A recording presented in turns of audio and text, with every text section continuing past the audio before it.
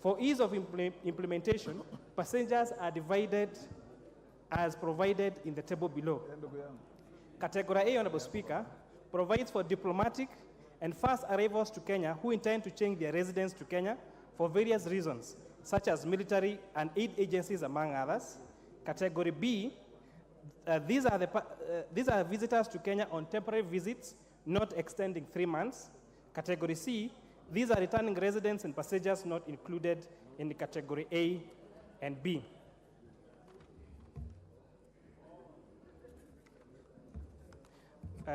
Honorable Speaker, these categories of persons are given their allowable concessions under provisions of Part B of the 5th schedule to the ICMA Act of 2004, Item 5, subparagraph 1 to 9.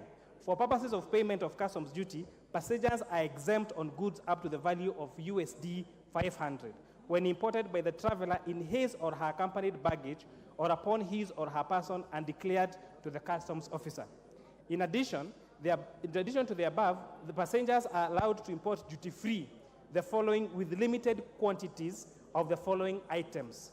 1, spirits and or liquor, a limit of 1 liter. Wine, a limit of 2 liters. Perfume, a limit of half a liter. Cigars and cigarettes, a limit of 250 grams in total.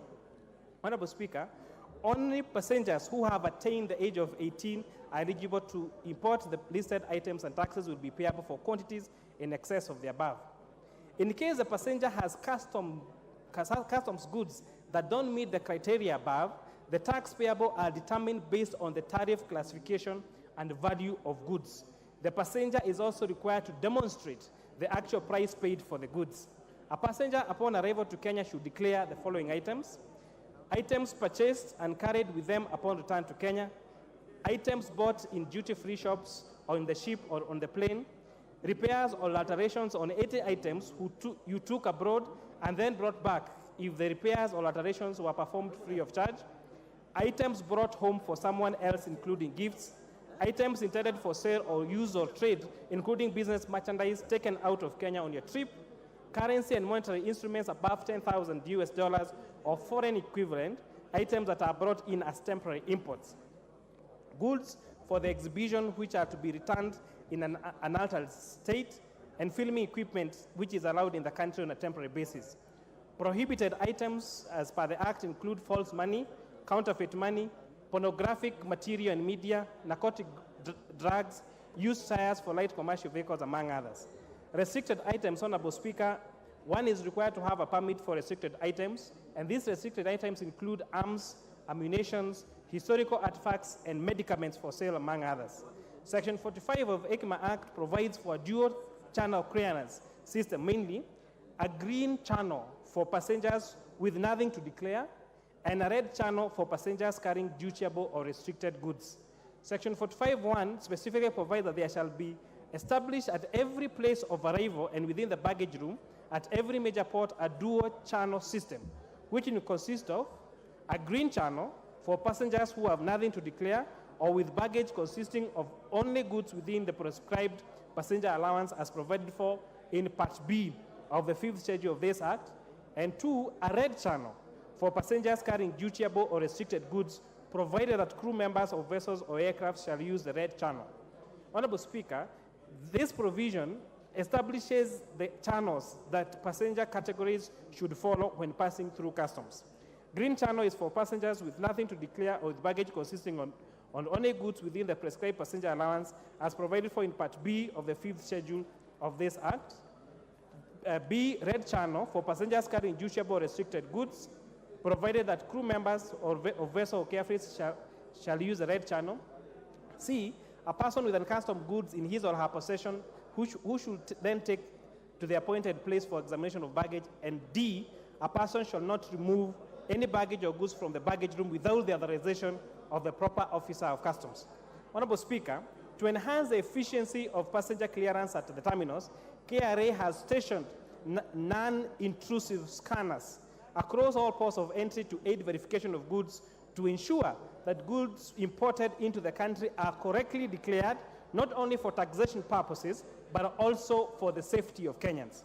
Honorable Speaker, Where imported goods are subject to customs duty, passengers are required to declare the actual price of the items, as the valuation of the tax to be paid is based on the actual price paid for the imported goods.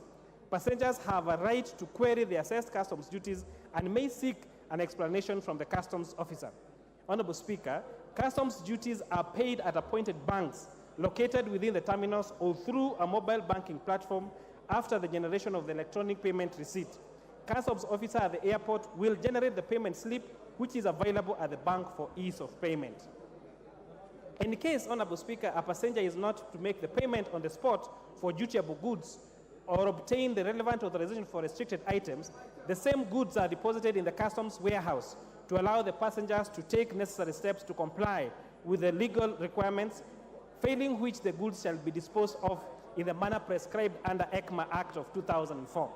Honorable Speaker, through its surveillance at the border points, Kenya Revenue Authority has reduced the smuggling of restricted and prohibited goods, including counterfeit, substandard goods, narcotic drugs, among others. Illicit trade is known to deprive government the so much needed revenue. Illegal trade also kills local industries and jeopardizes customers' health and safety. Honorable Speaker, to enhance with these provisions of the Act, KRA implements the following measures. 1, non-intrusive scanning of goods at the passenger terminals. 2, awareness and sensitization of tourist passengers and general public through diaspora webinars, frequently asked questions through their website, media tours, and other publicity material. Stakeholder engagement with specific agencies and interest groups to enhance awareness of such requirements. For example, the requirement by Kenya Film Classification Board and the Kenya Film Commission. Deploying customer satisfaction surveys to ensure customer experience, and institutionalizing collaboration with the Ministry of Foreign Affairs, Foreign and Diaspora Affairs to reach Kenyans living abroad and tourists intending to travel back into the country. Honorable Speaker, consequently, the committee will be bringing a motion to this House seeking to cause the Cabinet Secretary, National Treasury, to request and to start the amendment of the East African Customs Management Act of 2004 in respect to the USD 500 value cap to bring it to the current economic reality. The committee has implored on the Kenya Revenue Authority to undertake and refrain their staff at Jomo Kenyatta International Airport and other ports of entry on customer filling and deploy use of non-intrusive technology for scanning for efficiency of customs management.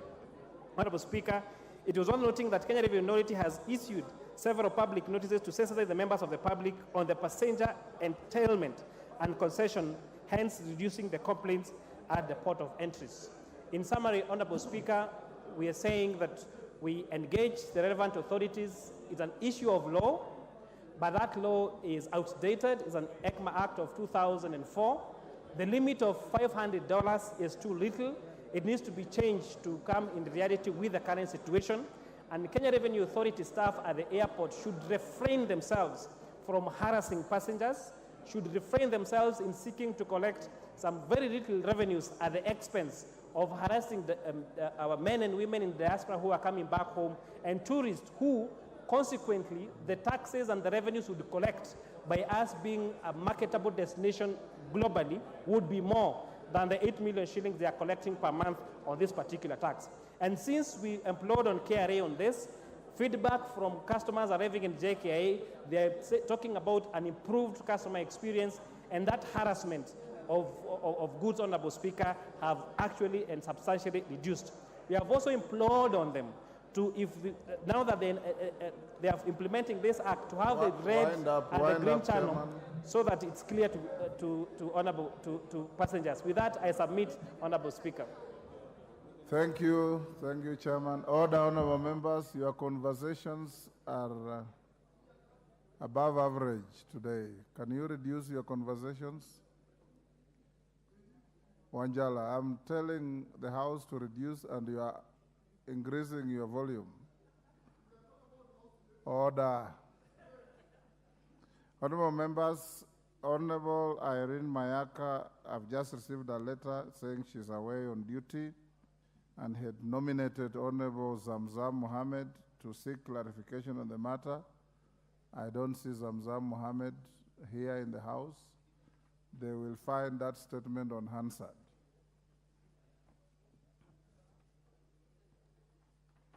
So Kimani, the The other two statements, you'll give them next Tuesday? Will you have them ready this week or next Tuesday? Give him the mic. So, Honorable Speaker, for the other two statements, the Cabinet Secretary has been out of the country on official duties, so we started that engagement today. We'll have the other two statements ready next week. Next Tuesday, that's all right. Next order.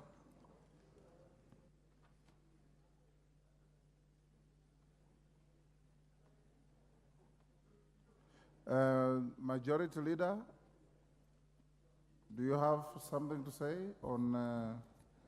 Yes, Honorable Speaker. Honorable Speaker, I have a statement that I wish to read.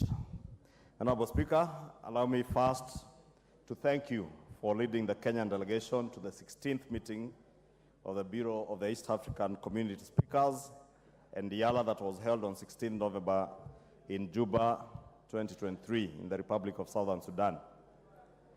Honorable Speaker, it is not also lost on us that it was resolved in that meeting that the Republic of Kenya assumes the chairmanship of the Bureau next year after the current chair, the United Republic of Tanzania. It is also noted that the Republic of Kenya was also accorded the opportunity to host next year's edition of the East African Community Inter-parliamentary Games. We congratulate you, Honorable Speaker, for these twin achievements. That, Honorable Speaker, you are now going to be the next chairperson of the Bureau.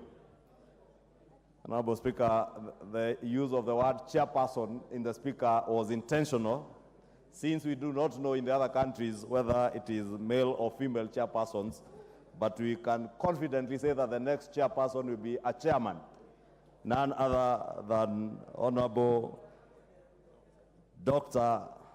Moses Masika Wetangula.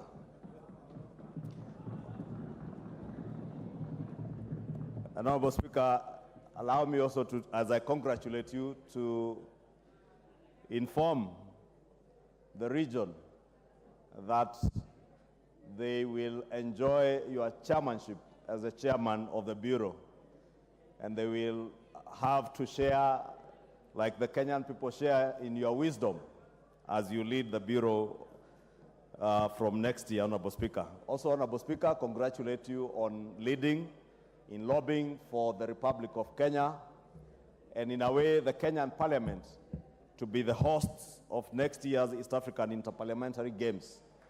And Honorable Speaker, I know members are gearing for this year's games in Kigali, Rwanda, and probably, Honorable Speaker, we will have opportunity, myself and your deputy, the Honorable Gladys Bosch-Sholei, since for the last 10 years, we have never had an opportunity to patronize these games.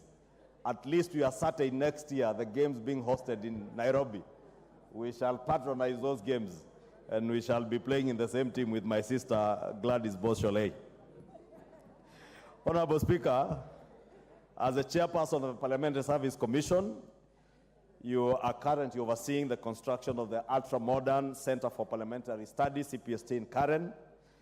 And it is with this background again that we know that the Bureau of Speakers also resolved in their meeting that the Republic of Kenya will host the East African Parliamentary Institute.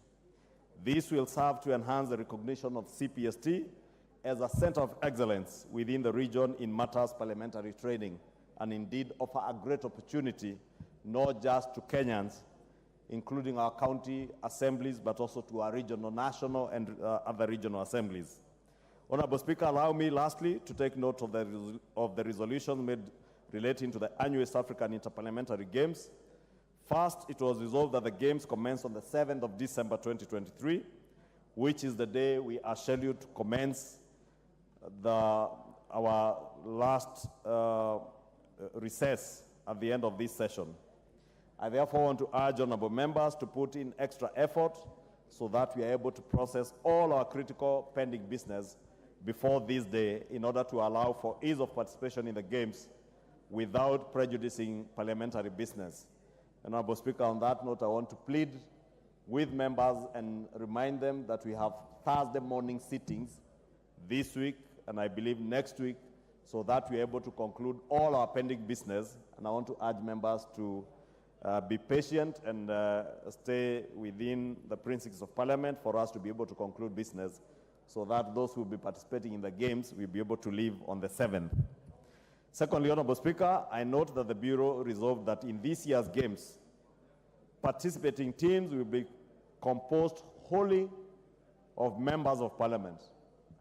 Honorable Speaker, allow me to repeat that for the benefit of those who are consulting, that this year the Bureau has resolved that participating teams will be composed wholly of members of Parliament. Given that this is a departure, Honorable Speaker, from the past, where staff had been allowed limited participation in the games, it is a wake-up call for our members to take the game seriously in terms of preparation and participation.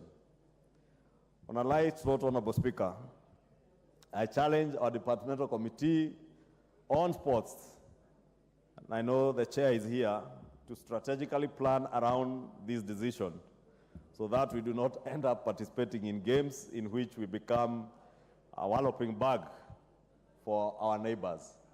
Honorable Speaker, that is especially for those like myself and Honorable Sholei and Honorable Junet Mohammed, who have never participated in these games, to make sure we don't hear that now these games are strictly for members of Parliament, and you end up on a football pitch and you know the Honorable Junet may not be able to finish the first 45 minutes. Honorable Speaker, I know I can do at least 45 minutes, but not the 90. But I am also certain the Honorable Junet Mohammed cannot do beyond 45 minutes. Honorable Speaker, I know that the staff have been allowed limited participation in the games in athletics only, and that is why, Honorable Speaker, on a light note, I use the example of myself and Honorable Junet on football. This should not discourage our staff, as the Joint Planning Committee has been empowered to review the participation of staff in future games. But it's also worth noting, Honorable Speaker, that this year, the participation of staff, therefore, will be limited. Therefore, we should plan in future to restore greater staff participation in more disciplines so as to enhance the greater goal of the Games, which is to foster regional integration in all spheres. I thank you, Honorable Speaker, and again, congratulations on your nomination as the next chairperson of the Bureau of Speakers, and on lobbying for our country not only to host the Games next year, but also to host the East African Parliamentary Institute. Thank you, Honorable Speaker. And I wish, Honorable Speaker, to lay before the House the report of that meeting in Juba, which you participated and which came up with those very commendable recommendations for our country. Thank you. Thank you. Yes, Honorable Member for Nyando. Give him the mic. Honorable Speaker, I thank you for the opportunity, and in the same breath, allow me to join my brother, Honorable Ichungwa, in congratulating you in ascending to the position of Vice Chair of the Bureau as you await to become, oh, sorry, Chair. I take back that. I take back that. As Chair of the East Africa Bureau.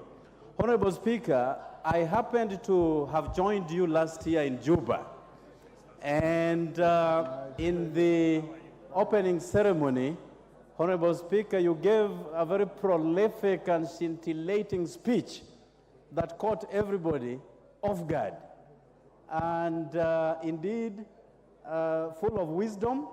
East Africa in general will benefit quite immensely from your knowledge, your know-how, and your experience in matters Parliament, and most importantly, Honorable Speaker, as we did take last year as our theme for the East African Games, that the main idea was to strengthen, to widen, to deepen and to tighten our collaboration within the East African states, Honorable Speaker. You have what it takes to ensure that all these qualities, all these positive adjectives will be added on to the East African Legislative Assembly together with the East African Parliament's Honorable Speaker. As a participant in athletics, Honorable Speaker, we have had a lot of trainings lately, even though our numbers are shrinking of members who participate in this. And Honorable Speaker, I want to bring to your attention that members of staff are very, very dedicated in this endeavor. And therefore, it pains that we may have their numbers thinned as they leave for Rwanda, Honorable Speaker. I would want to urge you to relook into this issue of members of staff, Honorable Speaker, that those who have taken a lot of their time sacrificing their sleep to be part of the entourage that will be in Rwanda participating in this event, Honorable Speaker. And once again, I congratulate you, Honorable Speaker. Thank you. Yes, member for Manyata. Take 2 minutes. Thank you, Honorable Speaker. And I also want to take this opportunity to congratulate you. And we are very happy that East Africa will experience your leadership as the chair. Honorable Speaker, I want to say that we as members are encouraged to participate in sports. And Honorable Speaker, many of members who came in last year, they have developed a lot of tummies as they continue enjoying the privileges of being members of parliament. And I would hope the chair for sports should be able to organize things that while we are preparing for East Africa Games, we also prepare internally to have our own games and have our own ways of relaxing and ensuring that we enjoy these sporting activities, Honorable Speaker. Honorable Speaker, I am concerned with the choice of not having staff members participating in these games. And Honorable Speaker, one of the most important things is that these staffs have always dedicated themselves to sporting activities. And they have been able to encourage even members to really hit the gym, go to Nyayo Stadium in the morning. And Honorable Speaker, I believe we should either have their category or at least we should be able to accommodate them, Honorable Speaker. Myself, I'm a privilege, I'm proud to be the silver medalist of the 400 meters, Honorable Speaker, of the games we participated in Juba. This time I'm going for gold, Honorable Speaker. Thank you very much. Thank you. Chematia? 2 minutes. After you, Nyikal, then the chairman of sports will close that. Asante sana, Bwana Spika, kwa nafasi hiyo ambayo umenipa. Mwanzo ningependa kukupa kongole kwa kuchaguliwa kama mwenyekiti wa wanaspika katika jumuiya. Kwa kweli ambao walikuwa wanafanya uchaguzi walielewa ueledi wako katika hali yako ya uongozi. Pia ningachukua fursa hii kukuhimiza kuwa katika uongozi wako wananchi wa jumuiya watafurahia na kuona tofauti katika hali yako ya uongozi. Pia Bwana Spika, ningependa kuchukua fursa kuwa na kueleza mimi kama mojawapo ambao nilikuwa mjumbe.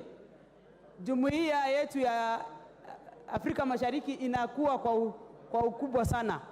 Kwa sasa tuko na nchi 7 ambazo zinaweza kukabiliana kwa mambo vyovyote katika uchumi, rasilimali za nchi, na Kenya ikiwa mstari wa mbele.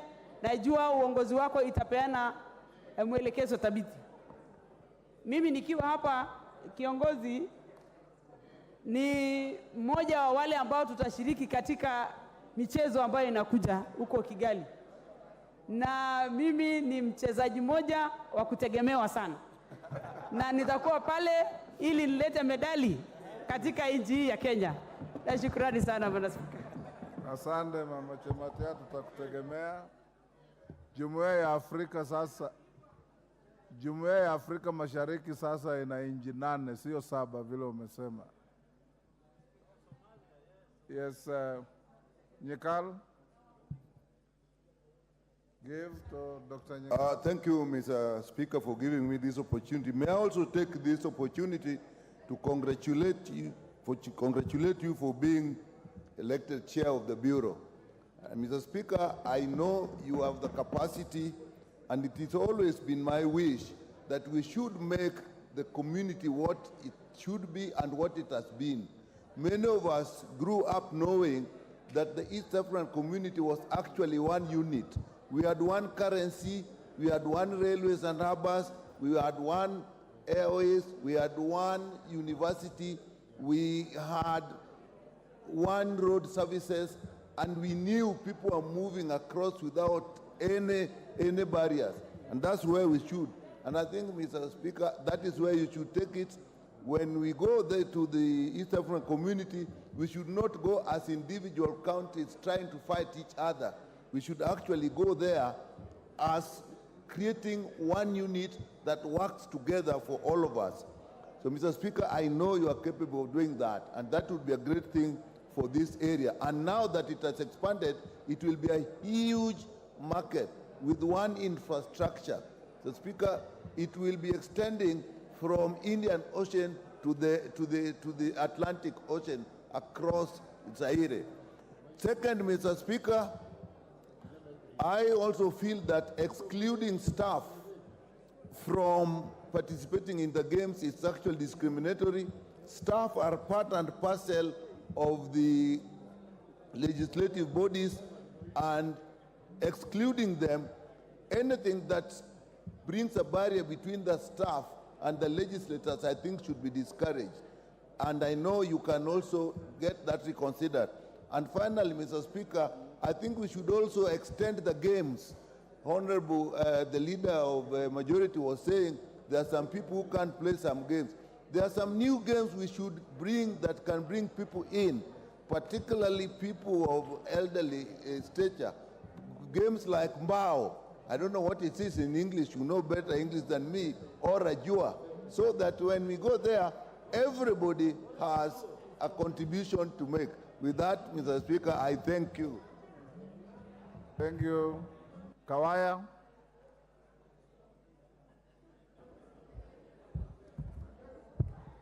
Thank you, Mr. Speaker. Mr. Speaker, let me also join the rest of the honorable members in congratulating you, and also state that, Mr. Speaker, you've grown a special liking alongside the East Africa corridors. We had our meeting, our East Africa JPC, a couple of weeks ago, and I remember every other country was referencing your powerful speech during the last games in Juba last year. Mr. Speaker, there is benefits to participating in games, and as a member of parliament and also the chair of the Bunge Sports, I am a beneficiary of these particular benefits in terms of health benefits and also winning the special gold medals. For the 7th year consecutive, I'm the gold medalist for 100 meters and 200 meters. Usain Bolt is only 1.5 seconds faster than me. And there are those who think my body size is by witchcraft. That is not the case. It is simply by participating in these games, and it has health benefits. Mr. Speaker, just a few comments. One, you have 1 minute to go. One is that I would want to invite members, starting with Kimani Ichung'wah and the rest, to start preparing as we host our games next year. Number two, Mr. Speaker, on the matter of staff, participation in these games. Mr. Speaker, I sit in the East Africa JPC, and the idea around the staff participation was basically not to have staff not included in these games, but to separate participation of members from the staff, so that as honorable members do their games, then we can have the staff participate also parallel to honorable members. I think there's a miscommunication that the idea is to have staff not participating in these games. But Honorable Speaker, I also want to request this Honorable House, through your chairmanship. We have a lot of issues around budget. Mr. Speaker, it will be completely unfair. Right now, we want to thank the Speaker's Bureau because we've been allowed participation of 45 members under athletics, which we believe are going to be spread across the different disciplines. But Honorable Speaker, this is only so because we have budget limitations. Honorable Speaker, honorable members, I want to request you, because we've always had insufficient budgets, in the next supplementary budget, consider reviewing or supporting us to review the budget allocation for sports because it is barely enough. Mr. Speaker, as I conclude, we've always had this scenario where the speakers have ruled that games participation is going to be 12 days. And Mr. Speaker, unfortunately because of budget constraints, Team Kenya, which is supposed to be a super economy, we go to participate in these games and we end up leaving before the games are concluded. We've even had scenarios where the games are still continuing. Wind up. The games are still continuing, Mr. Speaker, as I conclude. And at the same time, awards are being given while at the same time still games are still continuing, which means that we need ample time to participate in these games so that we can get the maximum out of it. And this can only happen if we get good or proper budget allocation.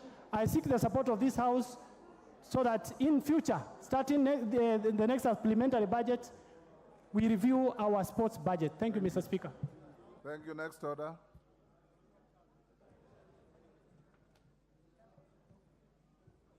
Order number 8, motion, 1970 UNESCO Convention on the Means of Prohibiting and Preventing the Illicit Import, Export, and Transfer of Ownership of Cultural Property.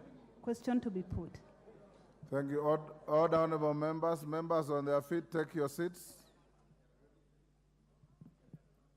Take your seats.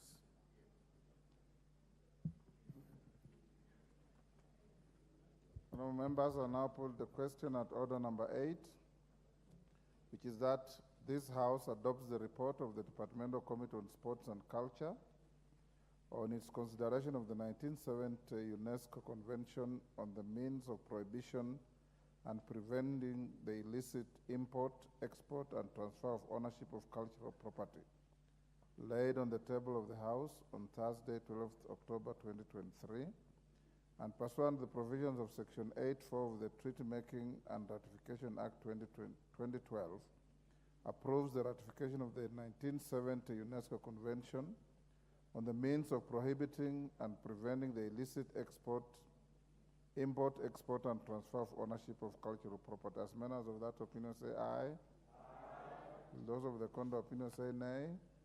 The ayes have it. Next. Order number 9, motion, loans contracted by the national government between May 2022 and April 2023. Question to be put. Thank you. Honorable members, I now put the question at order number 9, which is that this House adopts the report of the Public Debt and Privatization Committee on its consideration of the loans contracted by the national government between May 2022 and April 2023, laid on the table of the House on Thursday, 28 September 2023. As members of that opinion say aye. Will those of the contrary opinion say nay? The ayes have it.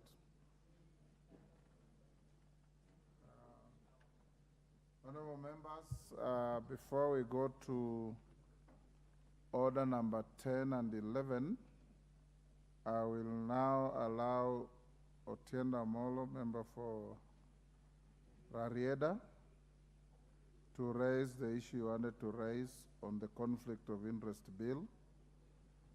Honorable Otienda, I'll give you a maximum of 10 minutes and give the majority leader equal time to respond. And any member who may want to join in, I'll not allow extensive debate on this, will be given 3 minutes each. I want this particular matter to take no more than the next 30 minutes. Give the mic to Honorable Otienda Thank you. Molo. Thank you, Honorable Speaker. Honorable Speaker, I'll actually take a shorter time. Wonderful. Honorable Speaker, I did write to your good office on 21st of November, raising 15 different points on why, in my opinion, the conflict of interest bill stands as unconstitutional in its present form. Honorable Speaker, I will highlight just 3 because I took the liberty to copy the letter to the minority leader and the majority leader, and I'm sure they are seized of it.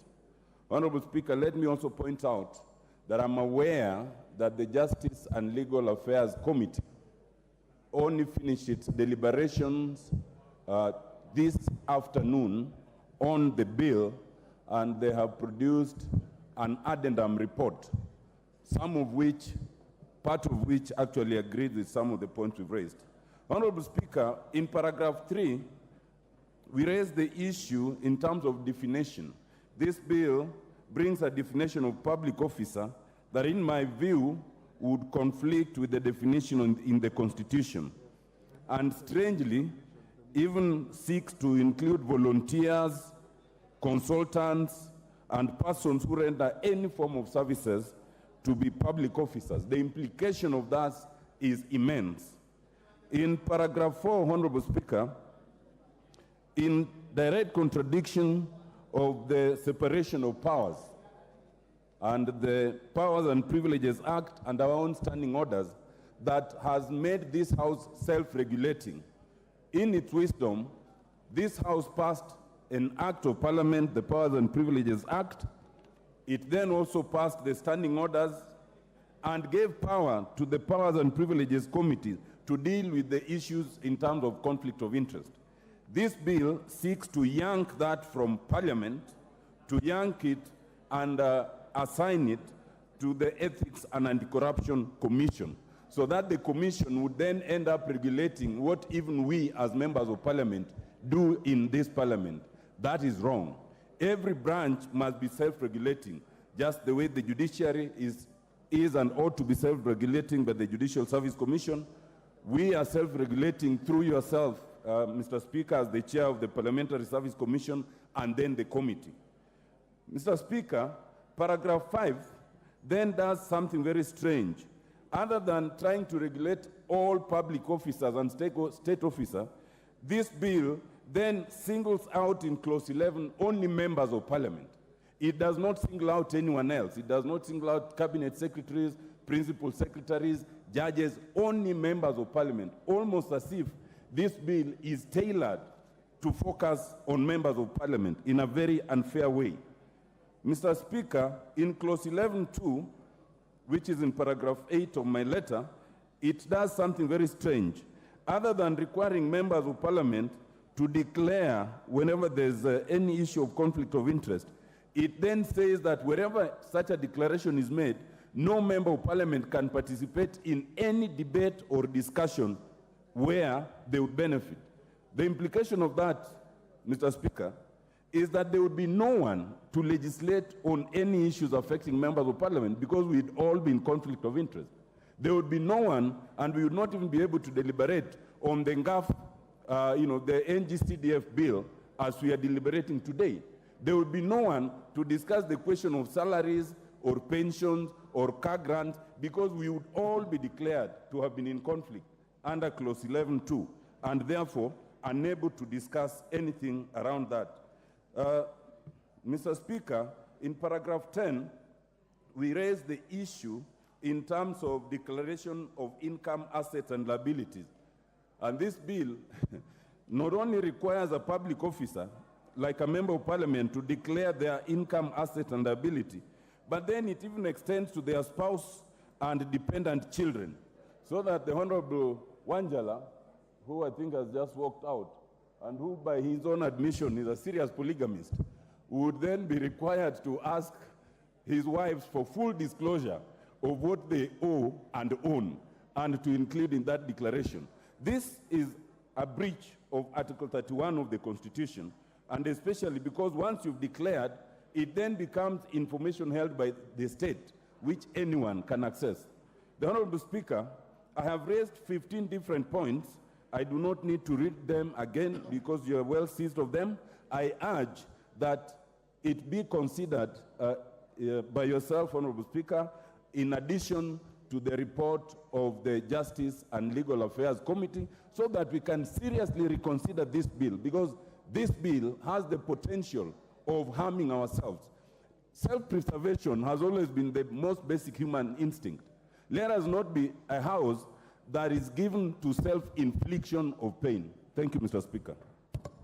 Thank you, Otiende Amolo. Majority Leader. Thank you, Honorable Speaker. Honorable Speaker, let me first thank Senior Counsel Otiende Amolo for those issues, and indeed confirm that the Honorable Otiende Amolo did write a letter, very detailed letter with all those 13 or 14 issues, and he did copy my office, and I remember, Honorable Speaker, discussing the same with yourself and the chair of the JLAC committee, who unfortunately is not here, but the vice chair, Honorable Mutusa, is here.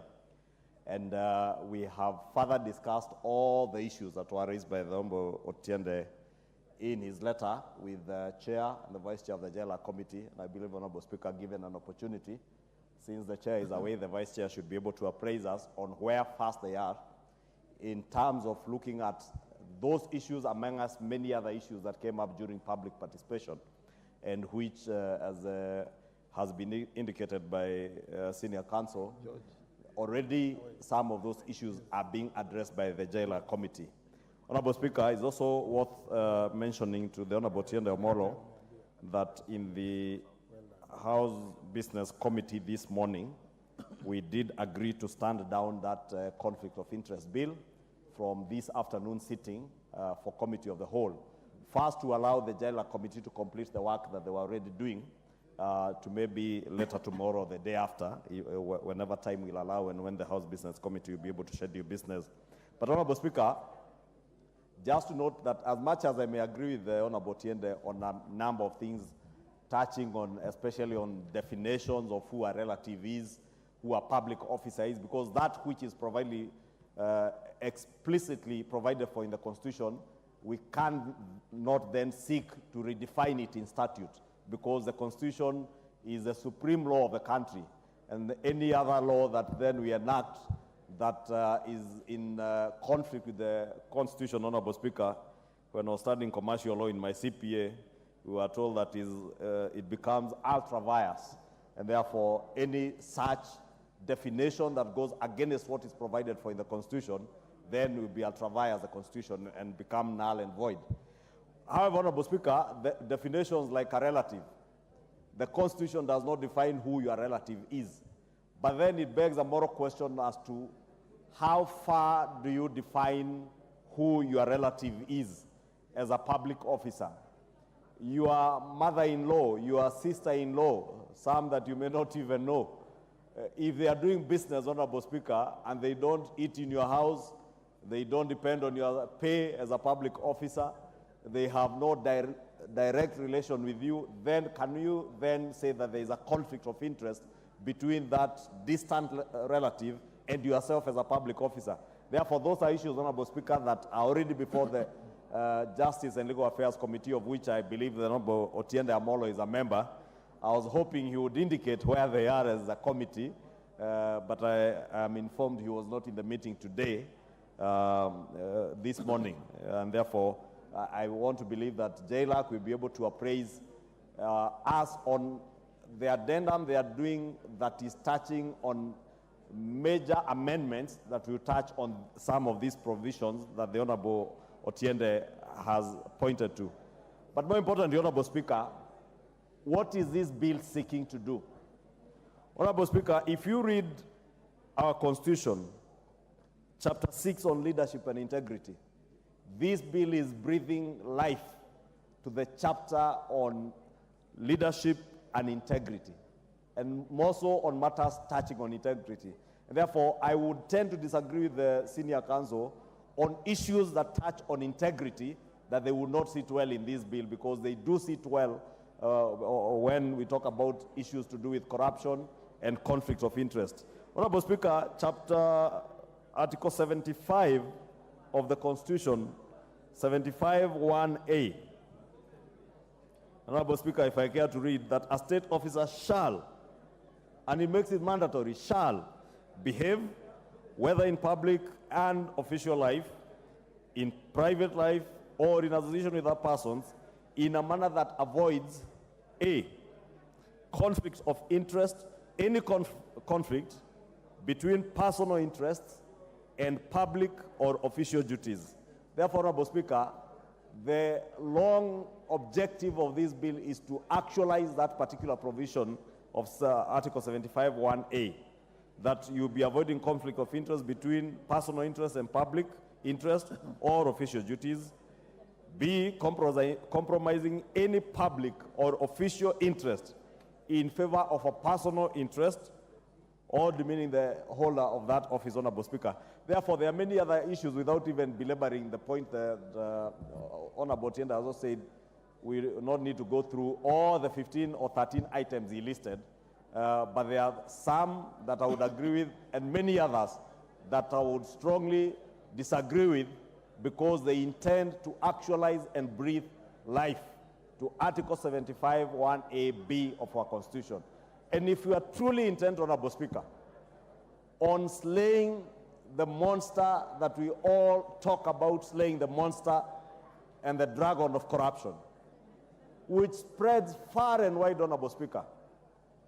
And I've heard the issues that are being raised on self-preservation. Even as we seek to do what we call self-preservation, Honorable Speaker, we must be careful that we do not self-preserve in a way that we entrench conflict of interest in public offices, Honorable Speaker. Because we must lead from the front as the lawmakers in ensuring that there is absolutely no conflict of interest by public officers. And public officers, I want to agree with the Honorable Otiende Amolo in that respect, that a public officer does not necessarily mean an elective office or people holding elective offices. It is not just members of parliament and members of county assemblies. We have governors. We have the executive, right from the president to the ministers and the principal secretaries who are in appointive offices. All those, Honorable Speaker, we must hold them to account using this bill and ensure that even as we seek to self-preserve, we also enact laws that will hold everybody, even members of parliament, Honorable Speaker, and members of county assemblies, and even governors and presidents and deputy presidents who are elective, to account and to ensure that there is absolutely no conflict of interest in the way they conduct public office, and there is a clear demarcation between your public affairs and your private business interests. Because, Honorable Speaker, if we are left in a situation where there is a blood distinction between what is private and what is public, Honorable Speaker, the era that we have been speaking of state capture will never come to an end. This is the opportunity we have as a House, and the country and history will judge us based on what we do with this bill. If we speak so much about the fight against corruption, and every time there is mention of a scandal here and there, the political class are usually the first to speak against corruption. Let us not just speak against corruption and speak about corruption. Let us act. Let us enact laws that will ensure that there is no corruption, there is no conflict of interest, and in line with what we provided for when we elected to have this constitution as the supreme law of our country, that we actualize the provisions of Article 6, and specifically that 75, 1A and B that I have read. With that, Honorable Speaker, I do want to submit, Honorable Speaker, that we hold our horses as we await the jailer committee to table the addendum, and we be able to see what is it that they have proposed for amendments. And that is not to say, Honorable Speaker, that what JLAC will have proposed as amendments, if they do not carry an amendment that I intend to move, nothing, Honorable Speaker, stops any member of this House from moving an amendment to rectify what they think should be rectified in the bill. And if it makes sense, Honorable Speaker, without diluting the objectives of the bill, we shall support. But we must also do so in a cautious manner. With that, Honorable Speaker, I beg that we allow the jailer committee to finish their work and appraise the House accordingly. Thank you, Honorable Speaker. Ocheng. Yes, I'll come to you. I've given to David Ocheng. No, thank you so much, Mr. Speaker. Mr. Speaker, I also want to add my voice on this particular matter, and I agree with Honorable Tiende that there are issues that Give to David Ocheng the mic. there are issues we need to address going forward, Mr. Speaker. I was so worried when I saw the bill in the draft order paper this morning, and I want to thank you and thank the House Bills Committee for seeing the sense in putting the bill. The matter is before JLAC. I direct that when we reach Order 12, Roman 3, the Conflict of Interest Bill, National Assembly Bill number 12 of 2023, will be stepped down so that we get to know what JLAC is doing in response to what you wrote to them. In any event, you are also a member of that committee. You can prosecute some of those issues before the committee.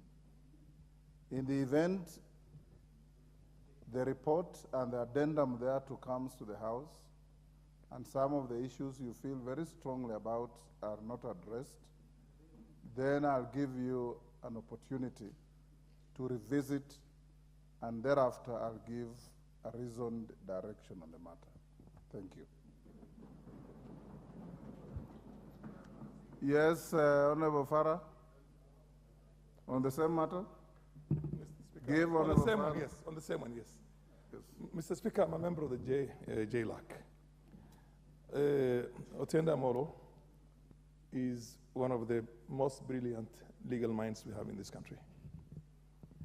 And as far as the proceedings and the debates within JLAC is concerned, he is missing in action. He is missing in action. I want him to come and participate fully in JLAC so that we are able to deal with all the issues he has raised. He was not there. I'm a member. And yeah, he was there once, yes. And the minority whip. And I agree with all that he has raised. By the way, I want to tell you that. I have my serious issues to the extent which, at the committee level itself, I said I want to have the dissenting, position on mine. Which means I'm on a point of order. I'm on a point of order, yes. The other one is Kajwang. Equally an excellent, legal mind. Please come and help us prosecute the things that you're talking about. We're in agreement with them, but we want us to pick up these things also at the committee level. Thank you very much. Thank you. I don't want to open debate on this. Honorable members, what is out of order, Kajwang? Mr. Speaker, the speaker who has just gone before you is casting aspersion on members. Yeah, because I'm a veteran and ranking member of that committee. He is saying that Otiende Molo, who just yesterday, he and me alone with a few other members were very seriously, and my friend, Honorable Adan, he was not there. First of all, he has just come in chamber right now. He does not know even what we are discussing. Then he stands up and says very senior members are missing in action. I think he's casting aspersion and he needs to withdraw those kind of, yeah. Order. Yes, Junet? What is it? Yeah, Mr. Speaker, I'm also a member of the JLAC committee. So, Speaker, I wanted to bring to your attention also, because, you know, the matter we are dealing with is conflict of interest. And, you know, we must start it from the word go to deal with the conflict of interest even before the bill is enacted. So, Speaker, the venue also you need to change, because in his own wisdom, the chairman put the venue of the report writing at Western Hotel. That already is a conflict of interest. Let us go to another hotel, Mr. Speaker, because the president is going to assent to that bill, and you know, it's already conflict, Mr. Speaker. That's what we're planning. You're out of order. Yes, member for yes, Majority Leader. Chebalongo, hold your horses. No, Honorable Speaker, I just mentioned the Honorable Murugara, who is the chair of JLAC, was not in the House. And to hear one of his members, the Honorable Junet Mohammed, who never attends committee meetings, from records, claim that he did not attend a meeting because the chair scheduled the meeting at Western Hotel, I think is the height of hypocrisy, Honorable Speaker, because the Honorable Junet, being an old member of this House, also knows the chairs of committees do not decide on the venues of such meetings. That is the office of the clerk and the Parliamentary Service Commission that procures hotels where to schedule meetings, and you can hold a meeting even under a tree. If the Honorable Junet Mohammed didn't want to go to Western together with the others, but Honorable Speaker, also to note that I have severally bought Honorable Junet Mohammed a cup of tea at the Western Hotel. So I don't know what he's saying that he cannot go to a committee meeting at the Western Hotel. Just to encourage all these members, as the Honorable Speaker Farah is saying, please, especially for those of us that are seasoned and veteran members like TJ Kajuang, Senior Counsel Otiende, Whip Junet, please patronize this committee meeting so that members, even the younger members, get to learn from you and not give such flimsy excuses that the Honorable Junet was giving. Chepalungu, member for Chepalungu.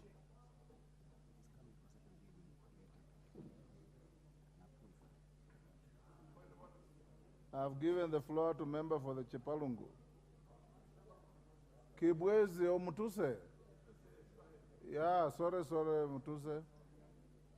Can you give Mutuse the mic? Yes.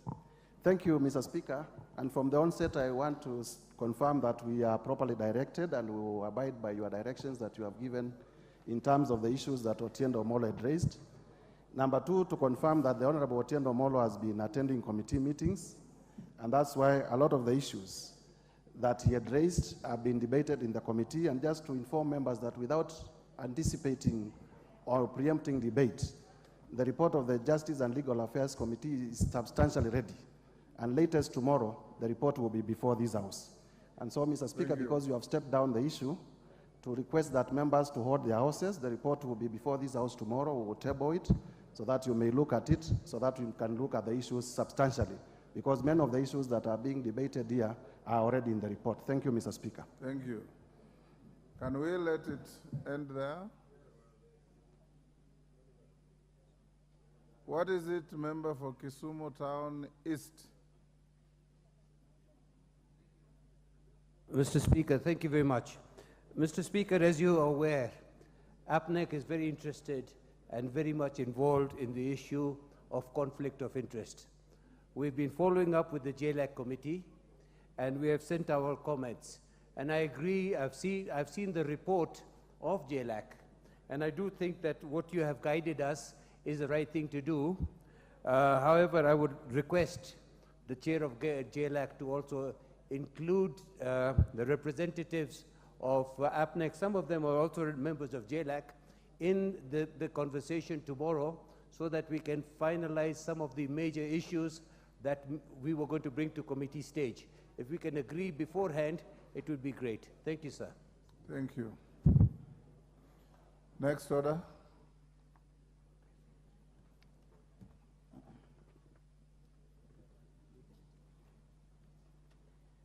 Order number 10, motion, report of the Committee of the Whole House on the Statutory Instruments Amendment Bill, National Assembly Bill number 2 of 2023.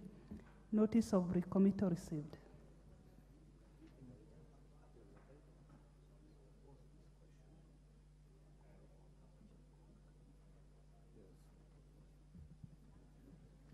Honorable members, order. I have some guidance to the House in relation to orders number 10 and 11, which is as follows. This is on the proposed recommittal of the statutory. Can we reduce conversations, honorable members? Jerry, tell the man next to you to keep his cool. On the proposed recommittal of the Statutory Instruments Amendment Bill 2023 and the National Government Constituency Development Fund Amendment Bill 2023. Honorable members, before the clerk calls out orders number 10 and 11, I wish to guide the House on the current stage at which the motions listed under the said orders are and the procedure to be followed once the House decides one way or the other. For clarity, honorable members, the two orders relate to agreement with reports of the committees of the whole House on Statutory Instruments Amendment Bill, National Assembly Bill number 2 of 2023, and the National Government Constituency Development Fund Amendment Bill, National Assembly Bill number 13 of 2023, respectively. The two bills were considered in the Committee of the whole House on Wednesday, 8th of November 2023. As you may recall, when the Committee of the whole House on the said bill was concluded, and before the third reading, several members sought to recommit certain clauses in both bills. Accordingly, notices of recommittal motion were made pursuant to the provisions of Standing Order 136A, recommittal procedure, and disclaimers thereof are indicated in the order paper. Honorable members, with respect to the Statutory Instruments Amendment Bill 2023, the two notices for recommittal have been filed by the Vice Chairperson of the Procedure and House Rules Committee, the Honorable Gladys Boss, EGH-MP, and Mathare constituency, the Honorable Anton Olwoch MP. Of note, both members are seeking to recommit Clause 2 and Clauses 4 and 5. With respect to the National Government Constituency Development Fund Amendment Bill, National Assembly Bill number 13 of 2023, the member for Aina Moi, Honorable Samuel Chepkonga, CBS MP, filed a notice to recommit Clause 8. Honorable members, having approved the notices of recommittal, I will separately propose the questions under orders number 10 and 11 afresh, in order to allow the members who file notices of recommittal to move appropriate amendments in terms of Standing Order 136A. For greater certainty, the amendments will be in the following terms. That the motion for agreement with the report of the Committee of the whole House be amended by inserting the following words at the end of subject to recommittal of clause XYZ. If the proposed amendments in respect of either or both bills are agreed to, the House will resolve into Committee of the whole House under Order number 12. The Committee of the whole House will dispense with the recommitted clauses only. If the questions for the proposed recommittal are negative, the two bills will proceed to third reading. The Honourable Member for Ainabkoi will move the House to recommit the specific clauses of the Statutory Instruments Amendment Bill 2023. On the other hand, I have been guided that the leader of the majority party will move the House to recommit the specific clauses of the National Government Constituency Development Fund Amendment Bill 2023, when I propose the respective questions. Honourable members, having guided the House, I will now proceed to propose the question again, starting with the motion under order number 10 and thereafter the motion under order number 11.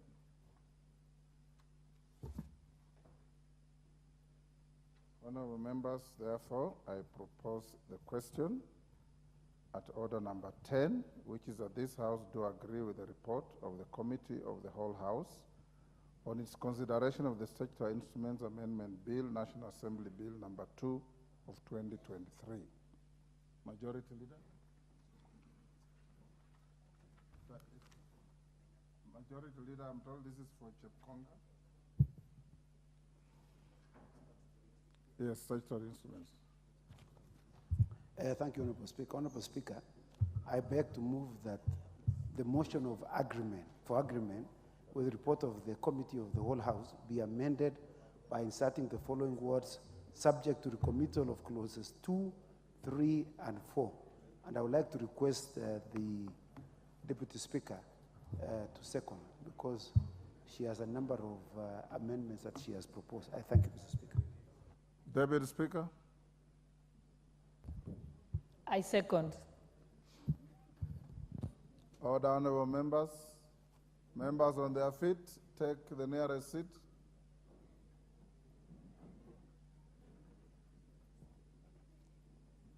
Honorable members, I propose that the motion for agreement with the report of the Committee of the Whole House be amended by inserting the following words, subject to recommittal of clause 2, 3, and 4.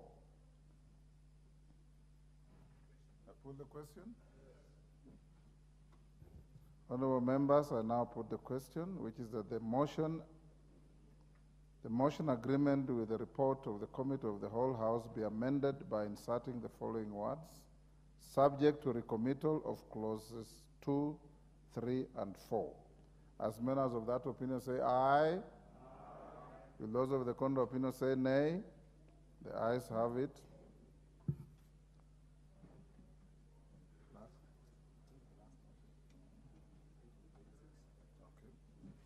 Order, honorable members. Order, Honorable Farah. Take the nearest seat. Honorable members, I now put the question on the motion as amended, which is that this House do agree with the report of the Committee of the Whole House on its consideration of the Statutory Instruments Amendment Bill, National Assembly Bill number 2 of 2023, subject to recommittal of clauses 2, 3, and 4. As members of that opinion say aye. Will those of the contrary opinion say nay? The ayes have it.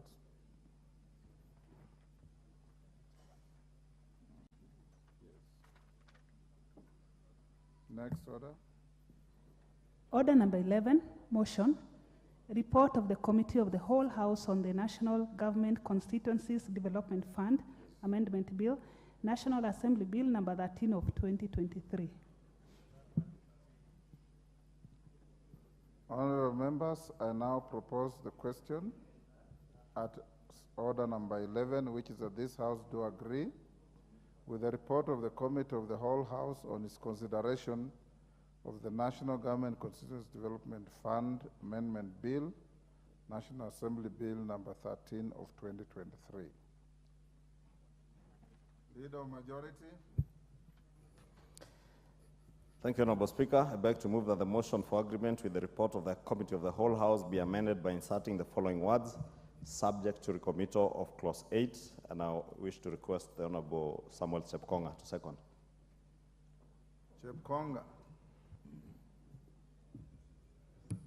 Honorable Speaker, I stand to second, and I would like to say this, Mr. Speaker.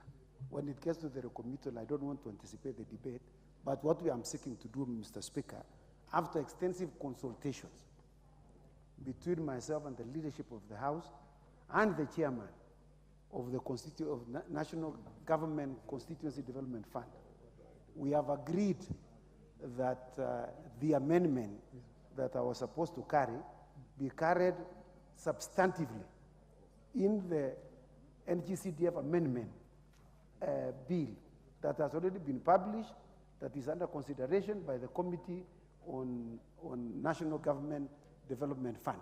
The reason being, Mr. Speaker, we need to move fairly expeditiously so that we can get the funds to be released, particularly those ones for bursary. We have said we don't want to go for recess without this money. And he has assured me that he's going to release the money. So, and I've agreed, Mr. Speaker, and you know, Mr. Speaker, we wanted to ensure that every member gets 201 million shillings. And he has agreed that he's going to carry that amendment, and it is going to be taken like the way it is, Mr. Speaker, because he carries very substantive and amendments. And two, we want to carry the whole House. We want everybody to agree with all of us. So I want to thank you, Mr. Speaker, for conceding to have this to be recommitted. I thank you. Honourable members, I'll now propose the question, which is that the motion for agreement with the report of the Committee of the Whole House be amended by inserting the following words, subject to recommittal of clause 8. I now put the question, which is that the motion agreement with the report of the Committee of the Whole House be amended by inserting the following words, subject to recommittal of clause 8. As members of that opinion say aye. Aye. Will those of the contrary opinion say nay? Nay. The ayes have it. Honourable members, I now put the question on the motion as amended. Order. Order. Which is that this House do agree with the report of the Committee of the Whole House on its consideration of the National Government Constituencies Development Fund Amendment Bill, National Assembly Bill number 13 of 2023, subject to recommittal of clause 8. As members of that opinion say aye. Aye. Will those of the contrary opinion say nay?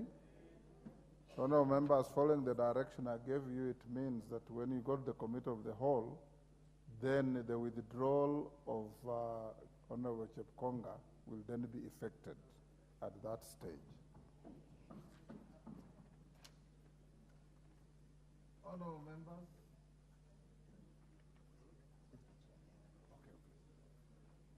Honourable members, before you go to the next order, I have some communication to make. And this is in relation to the dress code, admittance of visitors to Parliament, and security measures. Honourable members, you may recall that during the afternoon sitting of the House of Tuesday, September 2023, the Minority Whip and Member for Suna East, the Honourable Junet Mohammed MP, rose on a point of order and sought the guidance of the Chair on whether the member for Kimilili, the Honourable Didmas Baraza MP, was appropriately dressed. For greater clarity, at the time, the Honourable Didmas Baraza donned a collarless coat popularly known as Kaunda suit. You may also recall that in my preliminary response, I decried the emerging tendency by certain members of the House to breach the rules of the dress code. I indicated that the breaches were occurring in plenary, in committees, and in controlled members' facilities within Parliament, particularly the lounges and rostrum. There are several members, honourable members, both ladies and gentlemen, who have on various occasions approached the Chair to point out how indecently or inappropriately some of their colleagues are dressed. As your Speaker, I have resisted the temptation to name and shame any member because I feel and know the devastating effect it can have on honourable members, especially first-term members. Consequently, honourable members, I undertook to guide the House on this matter. In this regard, honourable members, in my communication, I'll guide on the rules on dress code, admittance of visitors to Parliament, and security measures within the precincts of Parliament, since they are all related. Let me commence with the matter of dress code. As you may be aware, honourable members, this is not the first time the Speaker has been invited to determine the appropriateness or otherwise of members' dress code. I have gone through the Speaker's rulings from 1963 to 2022 and established several instances where presiding officers were called upon to rule on the dress code. The decisions made by my predecessors are clear on what would pass as appropriate dress code for members while attending parliamentary business. Now that there is no lacuna, I will refrain from delving into the substance of the point of order raised by the minority party whip and other issues attendant thereto. Instead, I'll focus on what the rules and the President of the House expect of honorable members on matters of dress code. Honorable members, prescription of a parliamentary dress code is important as it not only establishes the sartorial standards of the House, but also preserves its honor and dignity as an august House. It is for this reason that parliamentary dress code has been jealously guarded and defended over the years, not only in our House, but in houses all over. To this end, parliaments the world over have anchored descriptive provisions on the dress code of members of parliament, staff, and other persons admitted to the precincts of parliament. In the case of this House, appropriate dress code is described in Rule number 9 of the Speaker's Rules, and the rule provides as follows, and I quote, "Members of Parliament, members of the press, and guests should not enter the chamber, lounge, dining room, or committee rooms without being properly dressed. A proper dress for men means a coat, a collar, a tie, long-sleeved shirt, long trousers, socks, shoes, or service uniform. For the ladies, business, formal, or smart casual wear applies. Skirts and dresses should be below knee length and decent. Sleeveless blouses are prohibited." Honorable members, whereas the rule is clear, determination of the Speaker has been sought on various occasions owing to the variant that the described dressing has assumed over time. Of interest to the matter at hand is the appropriateness of religious regalia, kaunda suits, hats, capes for men, and traditional cultural wear in the context of Rule 9. Honorable members, with regard to kaunda suits, I need not belabor the fact that several members of the 13th Parliament and past houses have donned kaunda suits. For the record, donning of kaunda suits has somehow gained acceptance in the House since the 8th Parliament, when the then member for Runyenjes, Honorable Njeru Kadhangu, always wore the attire. In subsequent parliaments, including the 12th Parliament, certain members have seemingly been following the Honorable Kadhangu's footsteps. Senior Counsel, the Honorable Dr. Otienda Amolo MP, the member for Rieta, stands out as having a particular taste for collarless coats. The same was the case of the former member for Kisumu Town West, the Honorable Olago Aloch, among others. Honorable members, my predecessors have had issue with kaunda suit, have had no issue with kaunda suits. The records of the House include a ruling made on Wednesday, 13th March 2019, on appropriate dress code for members in Parliament, in which my immediate predecessor, Speaker Justin Muturi, who also loves similar attire, reaffirmed that indeed, as I ruled before in 2014, kaunda suits and even, for lack of a better term, the Mao Zedong coats, worn without a tie, are admissible as part of proper dressing in the House. Consequently, despite clear provisions by Rule 9 of the Speaker's Rules, kaunda suit has somehow been tolerated in the House. However, honorable members, arising from emerging fashion trends that now threaten the establishment of parliamentary dress code, it has become necessary for me to depart from what has been obtaining regarding the admittance of the kaunda suit as appropriate dress. I do this to guard against negating the set standards, especially given the current preference by some members to dress easy while attending parliamentary business in plenary and committees. This practice outrightly does not accord with the seriousness of the proceedings of the House and its committees. Going forward, therefore, honorable members, any attire outside what is prescribed in Rule 9 of the Speaker's Rules is prohibited. This includes kaunda suits, whether long or short-sleeved. With respect to other gracious honorable lady members, I have been petitioned regarding appropriate attire for the distinguished honorable members. These concerns have largely been raised by fellow gracious lady members who have asked me to protect the dignity of the House and its committees. In this regard, honorable members, it's instructive that lady members must also be dressed in official attire at all times while in the presence of Parliament and while attending committee meetings, in adherence to Rule 9 of the Speaker's rules. Honorable lady members must also avoid tightly fitting clothes and revealing attire. The above directive is in no way meant to prefect honorable members, but to protect and uphold the dignity of the House and your stature as honorable members of Parliament. Honorable members, allow me to now address the second issue on the place of traditional or cultural attire in the chamber. You recall on the Tuesday, 15th August 2023, I exceptionally permitted the Honorable Rebecca Tonkei, MP, and the Honorable Agnes Pareyo, MP, to momentarily be in the chamber while donning in Maasai cultural dress.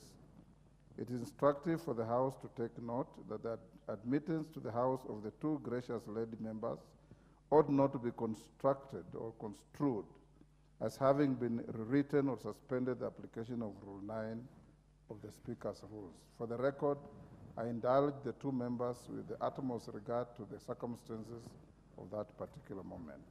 As you may recall, honorable members, the two gracious lady members sought the Speaker's permission to don the Maasai cultural attire to publicize the Ma Cultural Festival 2023, which was scheduled to be observed at the end of that week.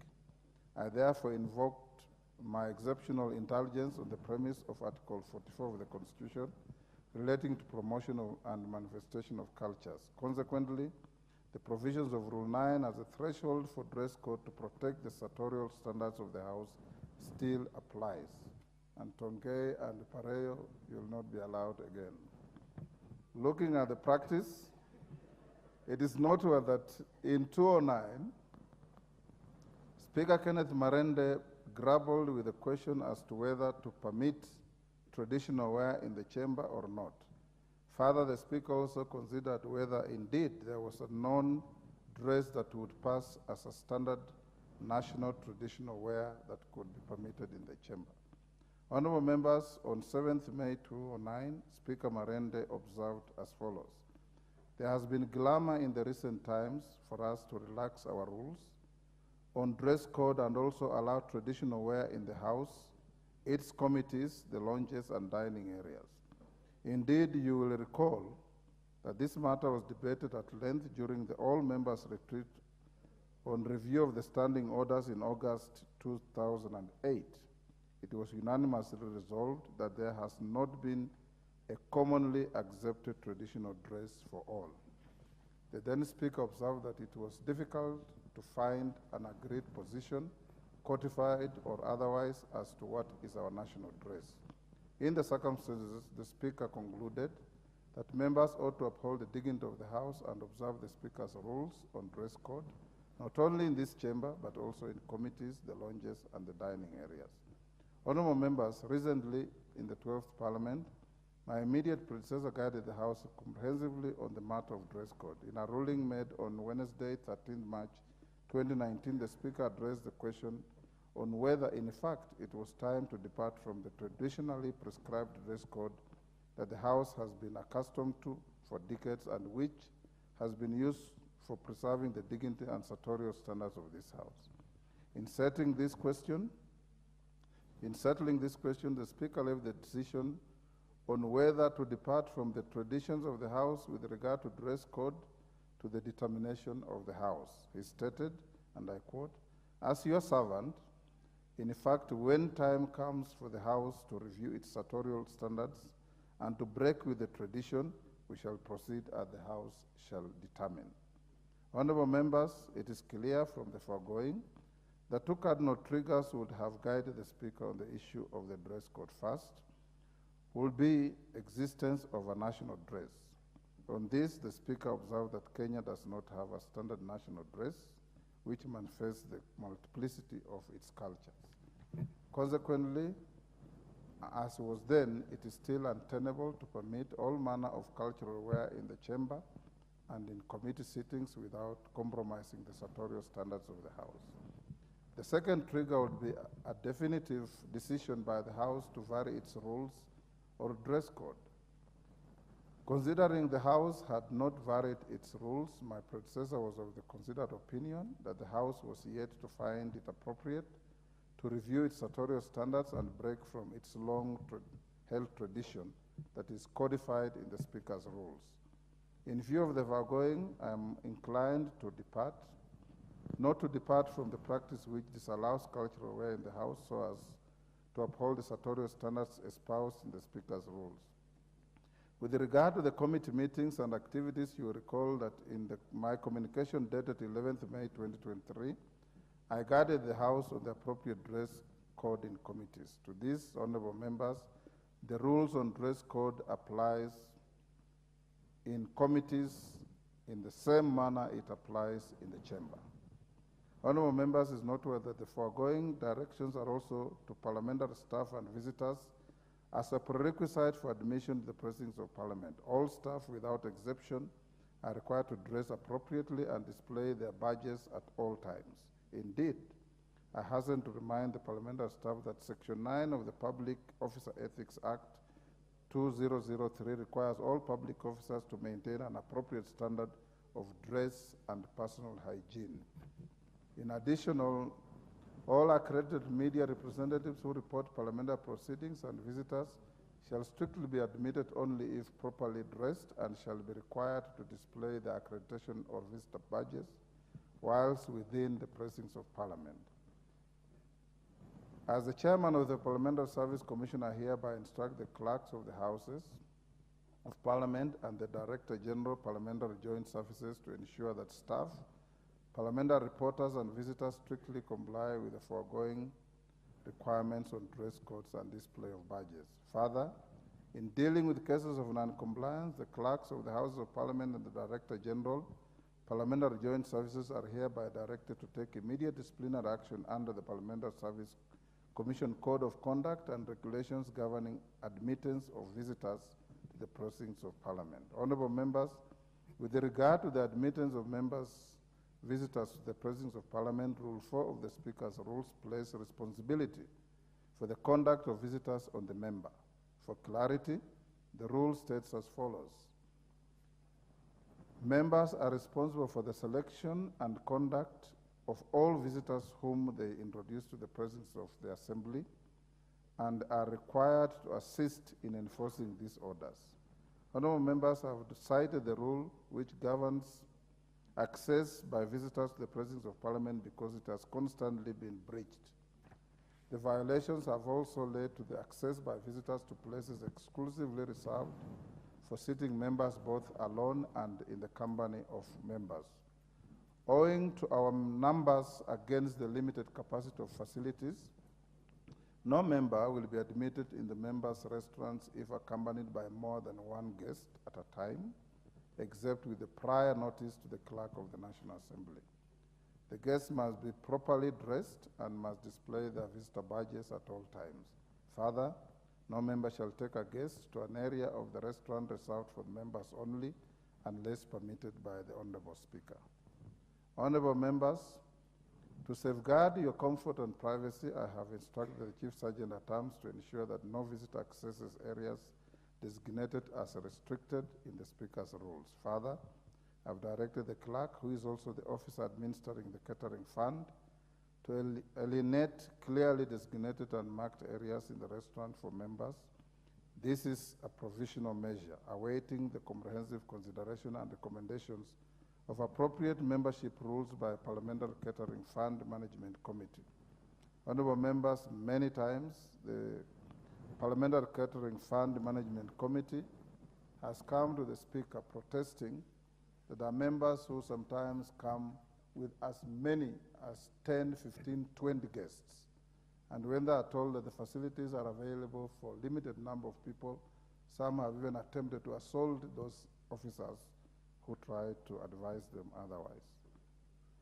Honourable members, there shall be no exception with regard to exclusion of non-members from areas designated for exclusive use of yourselves. The Chief Sergeant at Arms, under the guidance of the clerk, is directed pursuant to Rule 23 of the Speaker's rules to expel any visitors from the stated places or any part of the presence of Parliament if he considers such exclusion necessary for the convenience of member or for preservation of order. Honourable members, permit me to also address a concern raised by members about the conduct of security checks at the gates and entry to the chamber. Some members have objected to being physically frisked by our security personnel and Sergeant at Arms and requested that we apply a more decent approach. As you may have noticed, honourable members, installation of the integrated security management system is nearing completion. Upon completion, the system will offer conductless security screening. In the interim, I have directed the Director General Parliamentary Joint Services to immediately procure security scanning gadgets for use at all entry points. Additionally, honourable members, all entries and exits to Parliament are and shall continue to be manned by Parliamentary security officers with the support of the officers from the National Police Service. The officers should be vigilant at all times and must enforce security measures without exception. With respect to frisking members at the entrance to the chamber, as you may have noticed, the clerk has already availed handheld screening gadgets for purposes of conductless screening. This follows a resolution of the House Business Committee. Honourable members, permit me also to speak to the manner of handling of firearms within the presence of Parliament. I wish to remind you of Rule 8 of the Speaker's rules, which states as follows: members and visitors who are duly authorized to hold firearms must deposit them with the Sergeant at Arms at the time of entry and collect them at the time of leaving. Honourable members, I may also wish to tell you that from where I sit, I have seen and I've been informed by some members, and I believe them, that some members who are licensed to bear firearms have been coming to this chamber with those firearms. It is a violation, and whoever does that will be called upon through the majority or minority leader to be named and to get appropriate discipline. Currently, honourable members, a majority of members dutifully comply with this rule. However, it has been reported that a number of members have on occasion failed to comply with the rules. Honourable members, I want to repeat, those of you who are licensed to bear arms, when you enter the presence of Parliament, your first point of call is the office of the Sergeant at Arms, who will take your firearm legitimately and hold it for you until the time when you leave. Then you can retrieve it and go and use it wherever you want. Honourable members, it is quite distasteful for any member to attempt to carry a firearm into the chamber, a committee sitting, the lounges, or dining areas at any time. Firearms must never be brought into these cited areas for the security of all members whilst within the presence of Parliament. The Chief Sergeant at Arms is hereby instructed to strictly enforce this directive at all times. In any case, honourable members, the government has given each one of you security. Who bear arms? Why would you carry a secondary arm when you have a security man or woman with you with a firearm? In summary, honourable members, I direct as follows: that all members must observe Rule 9 of the Speaker's rules on dress code, not only in the chamber, but also in committees, in the lounges, and in the dining areas. That counter suit is not permitted in the chamber, committees, in the lounges, and dining areas. That hats and caps for men are not permitted in the chamber and in the committees. That traditional and cultural attire is not permitted in the chamber, committees, the lounges, and dining areas until such a time as there is an agreed standard of national dress that manifests the national cultures, that the House reviews its sectorial standards to define the bounds applicable to traditional or cultural attire in the dress code, or that the Honourable Speaker may have otherwise directed. That staff, accredited media representatives, and visitors to Parliament must be appropriately dressed and must display their identification badges at all times while within the presence of Parliament. And the clerk, the National Assembly, delineates and clearly marks areas in the restaurant for exclusive use of members. For the convenience of members, no other person other than a sitting member of Parliament shall be permitted into an area designated for exclusive use of sitting members, except with the leave of the Speaker. That the clerks to the Houses of Parliament and the Director General Parliamentary Services implement the directive in this communication without exception in their respective services. That the Catering Fund Management Committee hastens to the process of putting in place membership rules to govern the use of members' restaurants, and that the clerk of the National Assembly circulates the Speaker's rules to all members. Honourable members, I give these directions conscious of the fact that they might bring some discomfort to some of you. However, I said sometime earlier this year that the discomfort is necessary for the convenience and security of members and for good order. The House is accordingly guided, and let's all abide by this. Thank you.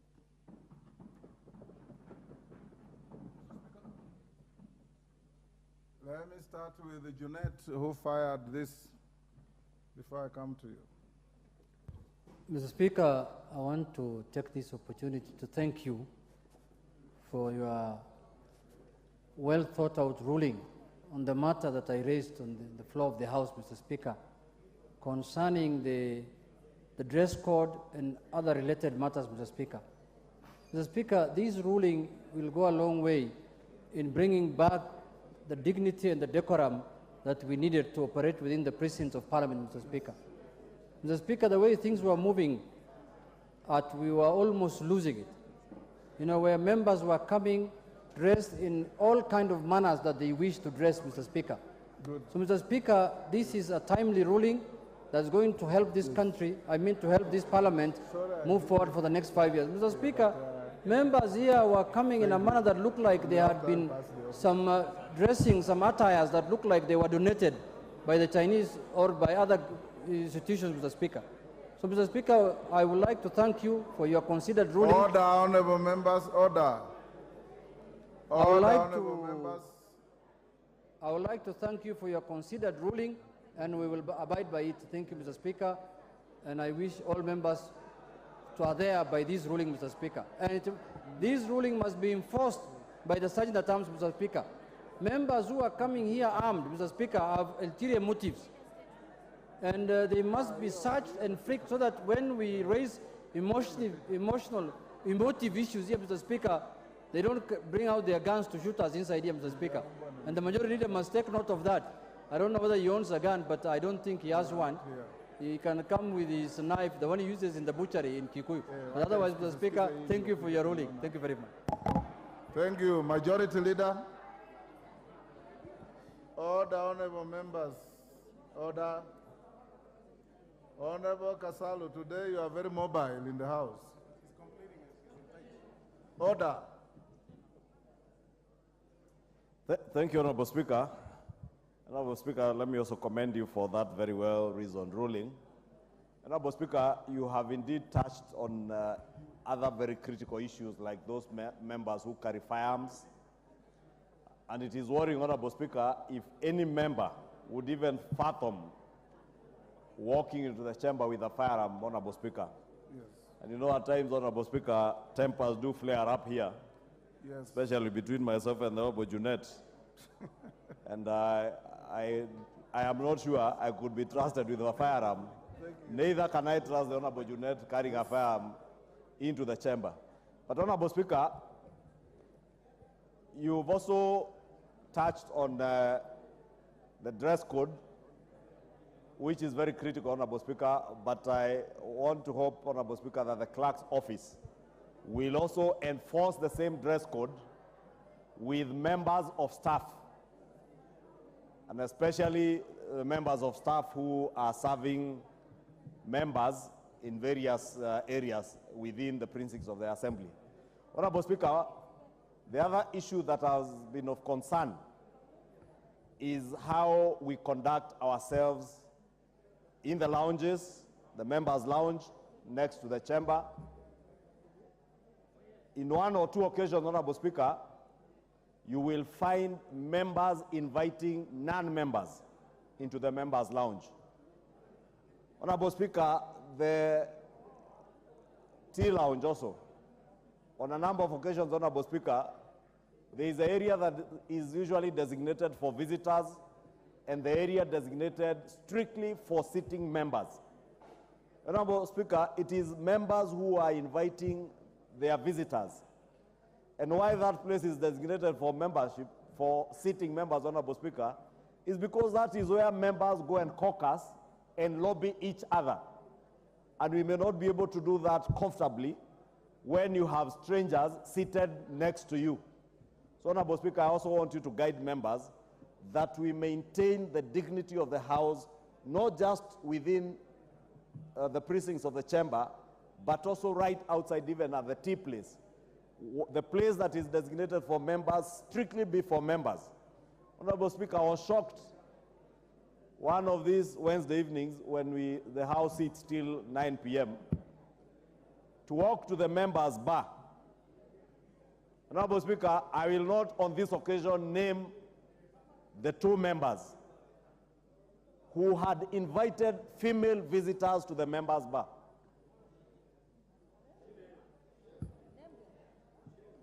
Honorable Speaker, I have said I will not name them, but should the same be repeated, Honorable Speaker, and I will be relaying the names to your office so that you also take action, and should the same happen again, Honorable Speaker, let me just say it loud and clear. I will name you in public, on the floor. Because that bar, for those who patronize the bar, again, it is strictly for sitting members. Honorable Speaker, I do not patronize the bar because I don't drink anything other than a soda there. But I have a few friends, some of who are looking at me, salivating, Honorable Speaker, now, who know that occasionally I pass by there and do the necessary to quench their thirst. But Honorable Speaker, you can imagine the embarrassment you face when you walk into that bar. You are going to socialize with fellow members and you find female strangers who are aliens to us in the House. Therefore, Honorable Speaker, I also seek that you do guide members that the areas designated for only sitting members, we respect that and only allow sitting members to patronize those areas, be it the tea place, be it the members' lounge, be it also the members' bar. Thank you, Honorable Speaker. Honorable members, yes, Robert Mbui. Yeah, thank you, Mr. Speaker. I think the ruling you've given is quite important, Mr. Speaker, because, you know, there are times we travel out of the country on business. And if you go to many jurisdictions, Mr. Speaker, even designated lifts for members of parliament cannot be used by visiting members of parliament in those countries. But in our own lifts, Mr. Speaker, in our offices, you find all manner of people, and like the majority leader has said, those ladies that he found in the bar, some of them are quite skimpily dressed, Mr. Speaker, and which is very unfortunate. But, Mr. Speaker, there's something I wanted to point out, that we have talked about our dress code within the precincts of Parliament. But sometimes, Mr. Speaker, we also have meetings that are outside the Parliament for whatever reason. We could be doing some investigation outside the country, maybe in the northeastern parts of the country where it's very hot. You could also be going to a region which is very cold. Mr. Speaker, I think we also have to have certain basic limits, even when we are outside. Because it is true that you can go to a hot area. But how would it look when members go into a meeting with vests because it is hot? You know, so we need, or with shorts, or with slippers. So, Mr. Speaker, we may need to look at also how to dress when we are outside the precincts, but we are having committee meetings, and they are official, but in that area maybe the weather is not appropriate for the kind of dressing that we have in the chambers. Thank you, Mr. Speaker. Thank you, Robert. Chairman will enforce those rules strictly. I have seen on TV members in committee meetings looking like street fighters, you know, wearing some very shabby clothes, and it doesn't give the dignity that this House deserves. Ruku,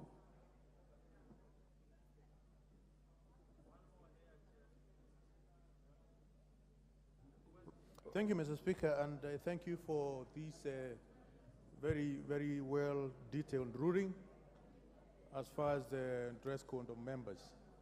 Mr. Speaker, if you happen to, at the moment, to go to our restaurant, you'll find female ladies who are serving us there. They are wearing very, very tight trousers, very tight skirts. I hope this ruling, Mr. Speaker, cut across all the members, all the people who are within the parliament building, including the members here and the ladies who are serving us at our restaurants. I think it cuts across, Mr. Speaker, and if it doesn't cut across, let it be the crack of the Assembly. Let him ensure that it also get implemented to the staff which is supervising. Yes. Thank you, Mr. Speaker. Yes, finally, Mr. Speaker. Yes. It is important also to note whether the hairstyle of my colleague, Honorable Sarasia, whether it's also parliamentary, whether it is also around in this house. Who? Honorable Sarasia. Yes. The hairstyle. We also need to know, Mr. Speaker. Thank you. Yes, Mukunji. Honorable Speaker, as we agree on how members are supposed to dress and everything, I, honorable member, take note that we are lacking what we would call national attire that is supposed to define our country. And, Honorable Speaker, I believe dressing is something that is supposed to define members, but it should not alienate us from our society, our community, and all, Honorable Speaker. I would request this House to come up with what can be defined as national attire, so that we can also be able to show proudly our heritage and what can be defined as a national attire, Honorable Speaker. Also, Honorable Speaker, all these rules are really not auguring well with our young members, because we also like to relax. Maybe we should have a casual Friday, Honorable Speaker, or a casual day to break the code. Thank you, Honorable Speaker. Mukunji, my dress, my choice. You have the rest of the week to do that out there. The Monday, your dress, your choice, except if you are in committees. You are here only on Tuesday afternoon, Wednesday morning and afternoon, and Thursday afternoon. We are not asking too much. Noblesse oblige. Nobility carries obligations and responsibility. There's no young noble. Nobility cuts across ages, cuts across gender, cuts across everything. Sunguli, I want us to... Mr. Speaker, I want to associate myself with all those who are thanking you for this particular ruling. It is the proclamation that we revert back to our Commonwealth tradition. Because no matter what we say, we emanate from the Commonwealth Parliament of both of the United States, of the United Kingdom, and of the entire Commonwealth. And the dress code is as you have said. That anything else is an exception which you will determine. And I would like to invite you to look a little bit on the committees held in Mombasa, whether you can be able to say that there is a minimum of that kind. Because there are some places in Kenya where it is not tenable to wear a suit. But I think that if your ruling could be transmitted to the executive, you and I grew up under Moi, where you don't go and see the president in a flowing shirt. I think it was under the last the administration of Kibaki, where ministers were allowed to go wearing shirts without even tucking them in and go before the head of state. I think this discipline of this nation should emanate from this house and should flow all over. And maybe when you describe the blouse without sleeves, you must be very clear that whether it's covered by a coat or not, because so that when it becomes airy, the ladies don't demonstrate by removing their coats and finding that the sleeves are not actually there. Mr. Speaker, this is a very sound ruling, and we should implement it strongly. Chematia.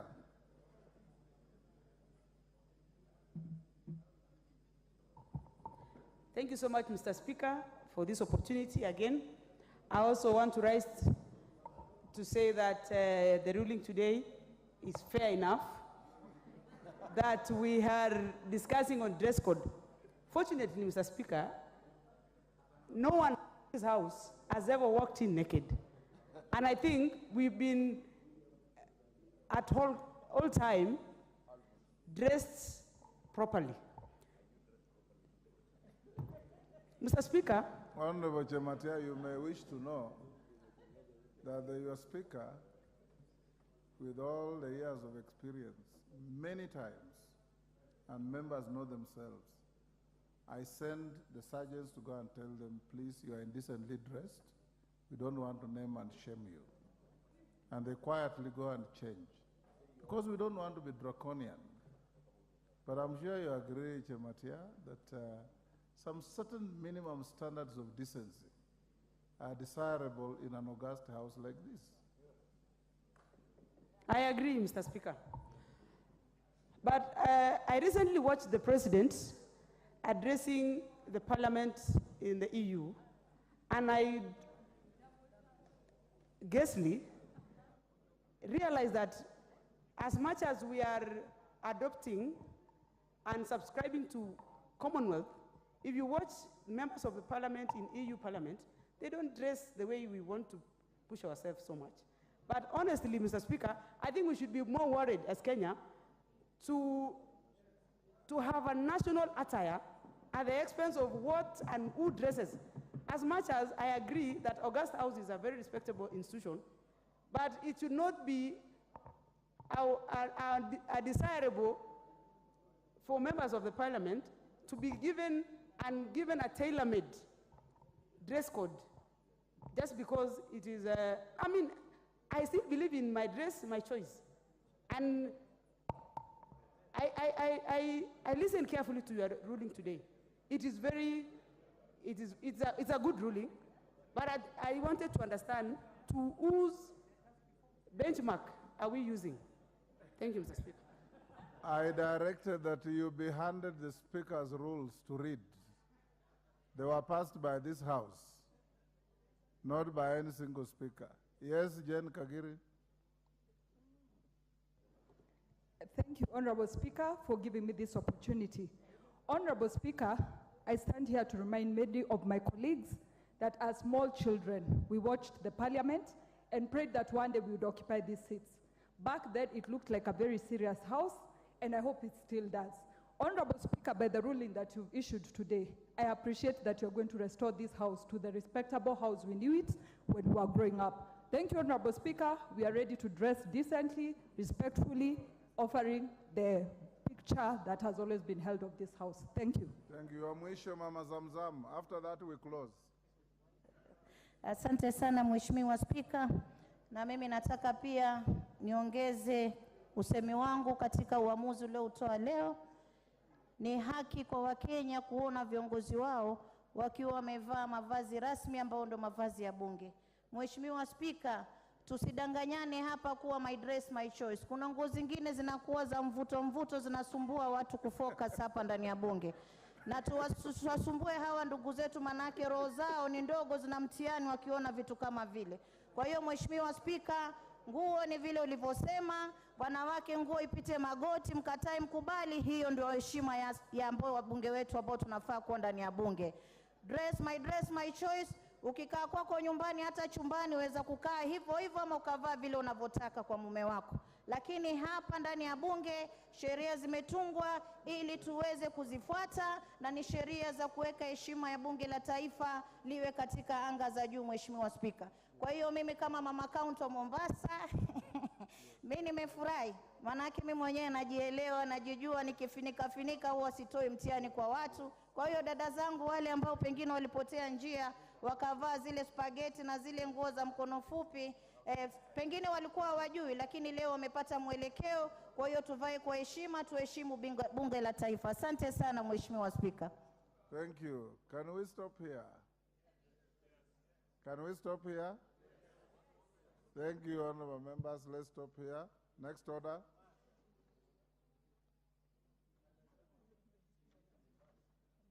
Order number 12, Committee of the Whole House. Order, honorable members. Will you be upstanding?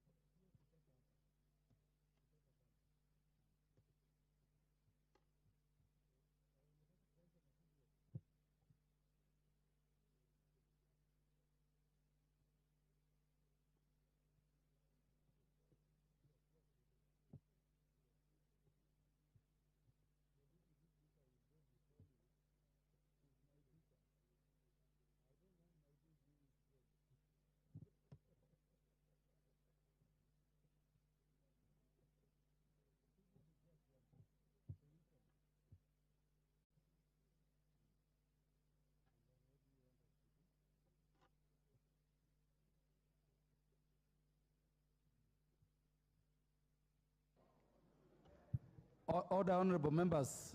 Order, order. Order, Honorable Jematia. We are in the committee of the whole house. Honorable Pukose, we cannot transact this business without you. Take your seat. It's just a one-line, business. Honorable Julius Unkuli, I didn't hear you propose the cost of suits. For order in the house, Honorable Emmanuel Wangwe, Honorable Koyo, take your seats. We conclude this one in a minute. We are going to start with the Statutory Instruments Amendment Bill, National Assembly Bill number 2 of 2023. Clause 2. Honorable Chepkonga, we are on the Statutory Instruments Bill. Yeah, thank you, Chair. Chair, I wish to drop the amendment that is contained in the order paper, number 114, clause 2. I don't wish to move that amendment. I propose to withdraw that amendment. Honorable Chepkonga, your amendment is accordingly dropped. We will go to the next amendment. That was the amendment proposed by the Honorable Anthony Oluoch. Is Honorable Anthony Oluoch in the house?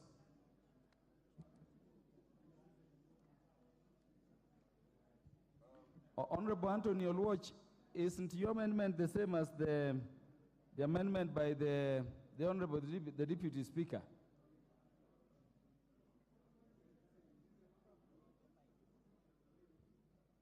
give Honorable Anthony Oluoch the mic, because if they are the same, I would want the Deputy Speaker to move amendment first.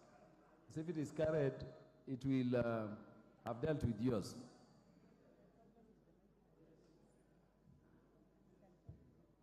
Honorable Anthony Oluoch, do you have your card with you? Yes, it is on here. Oh, I see a small speaker here. I have not looked at the one from the Honorable Deputy Speaker. Are they the same? If they're the same, I will defer and allow her to move her first. I have not had the benefit of looking at the one for the Deputy Speaker. Yeah, Honorable Oluoch, I've looked at your amendment, the amendments you propose, Yes. and the amendments by the Honorable Deputy Speaker, Yes. and I can confirm they are the same, both in substance and in wording. That applies So to I clause 3 direct and that 4? the Honorable Deputy Speaker will move amendments. You will, however, set in, if there is any lapse, we will see what remains out of your amendment. The Honorable Deputy Speaker, move your amendment. That's the amendment of clause 2, isn't it?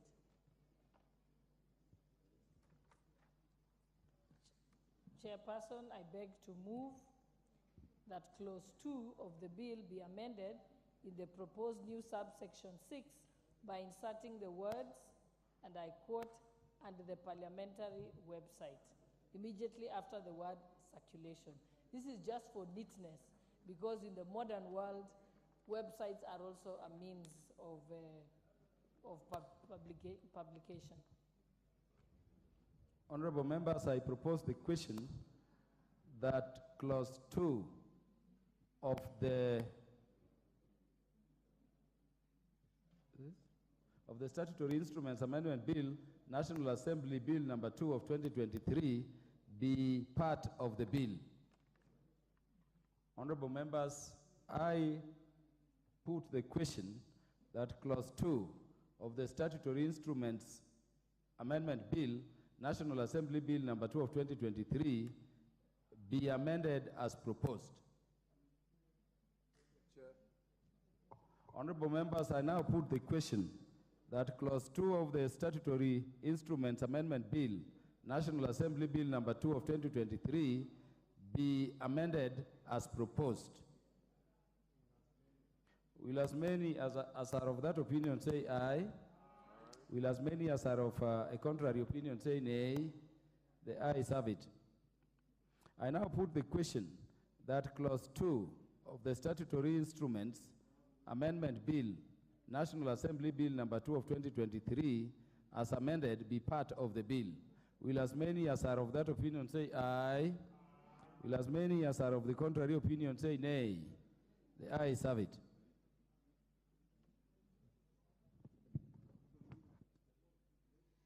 New clause 3.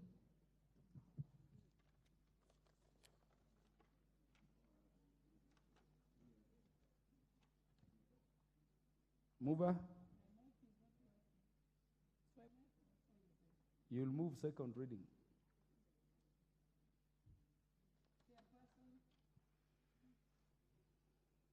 Can you give mover the mic? Okay, good. Honorable Chairperson, I beg to move that the bill be amended by inserting the following new clauses immediately after clause 2.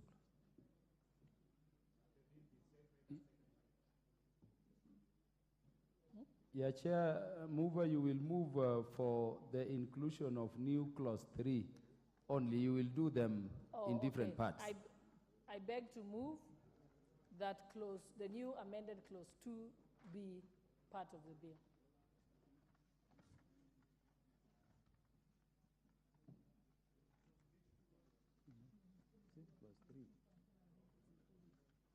You should move in clause 3. We are done with clause 2. And it is already passed, yeah. Sorry for the confusion. Honorable Chairperson, you ready for me to move clause 3? Yes. I beg to move that the bill be amended by inserting the following new clauses. Clause 3. Section 18 of the Statutory Instruments Act 2013 be amended by renumbering it.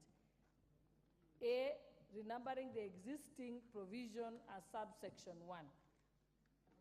And B, inserting the following new section immediately after subsection 1. And 2, the clerk of the relevant House of Parliament shall by notice in the Kenya Gazette and the parliamentary website publish the annulment of a statutory instrument by Parliament. This new clause 3 seeks to amend section 18 of the Statutory Instruments Act of 2013 to require the clerk of the relevant House of Parliament to notify the public of the annulment of a statutory instrument. This shall ensure the timely implementation of the resolution of the House on delegated legislation. Honorable members, I propose the question that new clause 3 be now read a second time. Honorable Jared Okello. Chair, that is something I would want to support. As a member of the Delegated Legislation Committee, we have been confronted by several issues pertaining to annulled regulations. We are dealing with a matter that was actually annulled in 2019, but the issue has continued as in terms of implementation to this very day.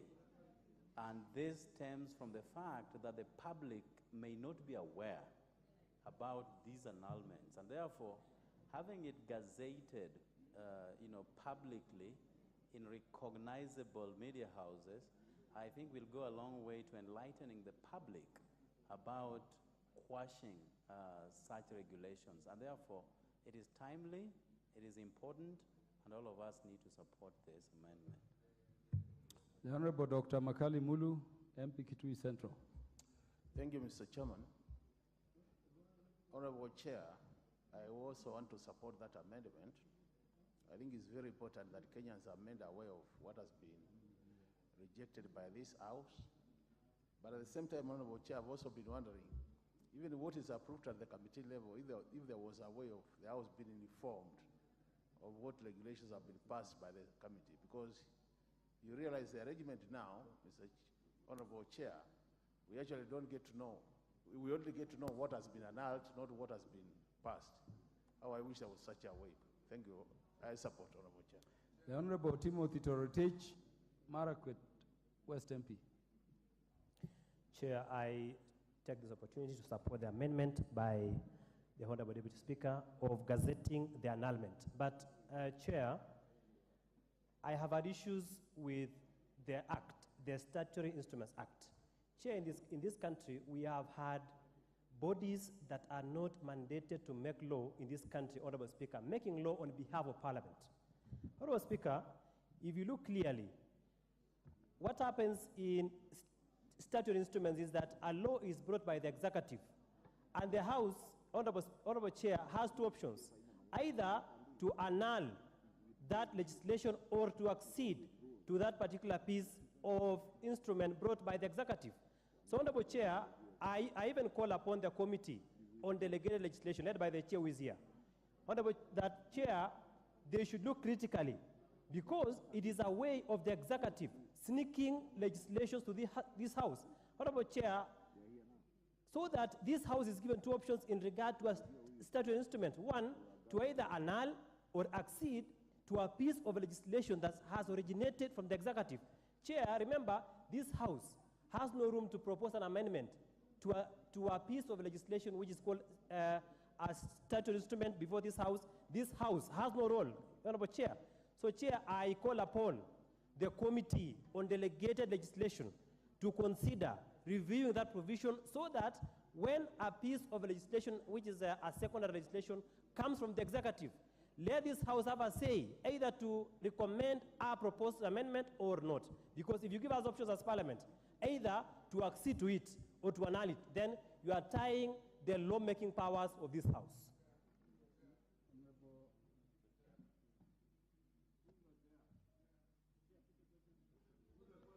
Honorable Toroitich, you've made your point. Is Honorable Anthony Oluoch?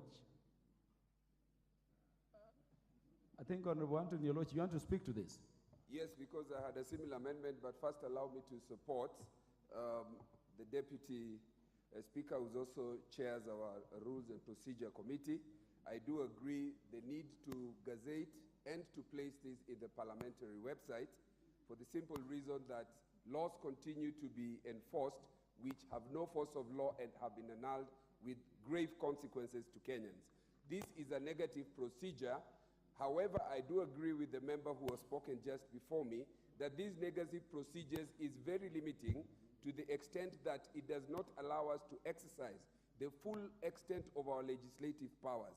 A positive and more purposive procedure that allows members to have a say on even those that have not been annulled, so that members become seized of this. Remember that the Committee of Delegated Legislation exercises a secondary delegated power of the main house. So I would urge the chairman that we relook the provisions, and particularly Section 15, if not in this sitting, in another sitting, that all subsidiary legislations come to the house. Otherwise, I support. Let us make progress. Honorable members, I now put the question, the new clause 3 be now read a second time. Will as many as are of that opinion say aye? Will as many as are of a contrary opinion say nay? The ayes have it. I propose the question that the new clause 3 be part of the bill. Honorable members, I put the question that the new clause 3 be part of the bill. Will as many as are of that opinion say aye? Will as many as are of a contrary opinion say nay? The ayes have it.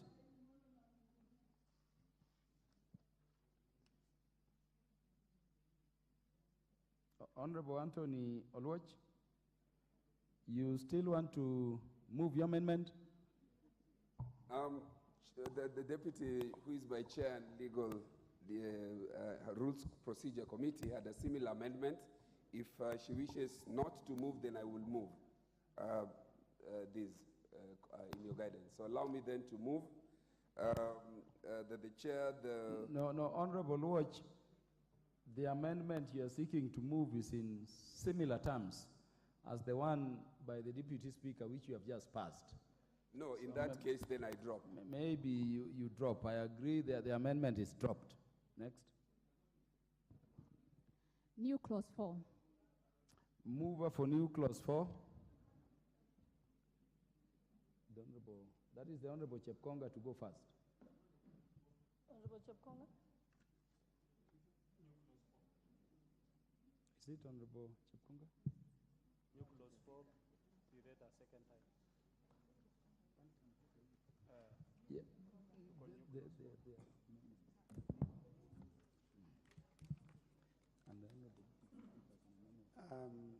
Thank you, Honorable Speaker. Honorable Speaker, Honorable Chair, I move that new clause 4. Because we are in committee, let me just explain that Section there are 12. 3 amendment proposals. Yours, according to the order paper, is proposing repeal. And I hope the Deputy Speaker and Honorable Anthony Olwach, who also have amendments to that very provision, will know the consequence of your amendment succeeding. You may then proceed, unless you want to consult with the 2 other members. What is the consequence of this amendment passing? What I see is that if the amendment by Honorable Chepkonga passes or succeeds, there will be nothing upon which the subsequent amendments will rest. So the subsequent amendments will also die. That is why I'm giving you not more than 15 seconds to consult on whether that is what you want to achieve. Chair, it will not fall. Let me clarify. What we are seeking to do, I'd like to make reference to 2 sections of the Statutory Instruments Act. Section 18 reads as follows. When a report on a statutory instrument has been tabled in Parliament, Honorable Chepkonga, the provision you seek to amend, in fact, you seek to repeal, according to the order paper, is Section 19. I am explaining. Yes. That statutory instrument, when it is brought before Parliament, and Parliament agrees with the committee, it shall stand annulled. Now, when it is annulled, it is not reported anywhere. So that is the reason why the amendment by the Deputy Speaker is necessary to support Section 18. Why we are seeking for repeal of Section 19 is a revocation. I think we differentiate between two things, a revocation and an annulment. Now, the reason why we are seeking for deletion is, just hold on. What is out of order, Honorable Pukose? You know, Chair, with all due respect, I expected that Chepkonga would first move his amendment, then give the explanations to that, because he's explaining without moving, so we get lost. Please, if you can guide that. No, we have not reached, you're right, Honorable Pukose, but we have not reached that stage. I just guided the movers of amendments to in respect of new clause 4, that it appears that moving as we should may have consequence. I thought Honorable Chepkonga was reacting to that. But let me propose the question that the new clause 4 be now read a second time. Honorable Chepkonga.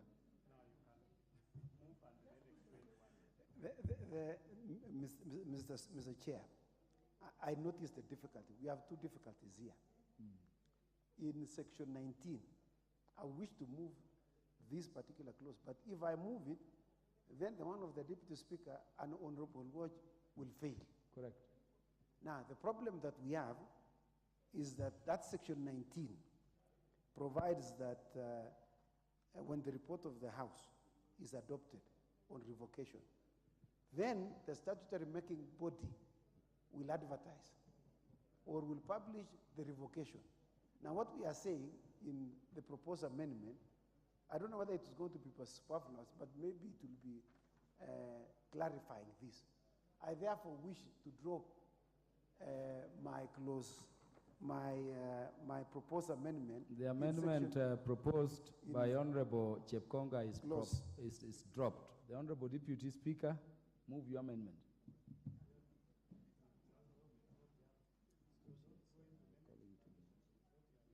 Honorable Chairperson, I beg to move the new clause 4 that the new clause 4 be now read a second time. be now read a second time. Then tell us what it is about briefly. The new clause 4 seeks to amend the Section 19 of the Statutory Instruments Act, which requires the clerk of the relevant House of Parliament to notify the public of any revocation of a statutory instrument. This shall ensure the timely implementation of the resolutions of the House on delegated legislation. Both proposals actually seek to implement the resolutions made by the 12th Parliament in its approval of the 5th report of the Procedure and House Rules Committee on amendments to the standing orders. They are contained in the Statutory Instruments Amendment Bill 2022, currently awaiting second reading. Honorable members, I propose the question, the new clause 4 be now read a second time. Yes, Honorable Pukose. Thank you, Chair. Chair, I stand to support that amendment. A statutory instrument is annulled by this House. We do not communicate to the public. And that is actually more often when the government or the ministry gazettes certain regulations. They are very fast in implementing them, and they have consequences that may either be adverse even to the public or might even involve financial implications. So by gazetting them as the clerk, then the public is aware and nobody can take advantage of the public. I support.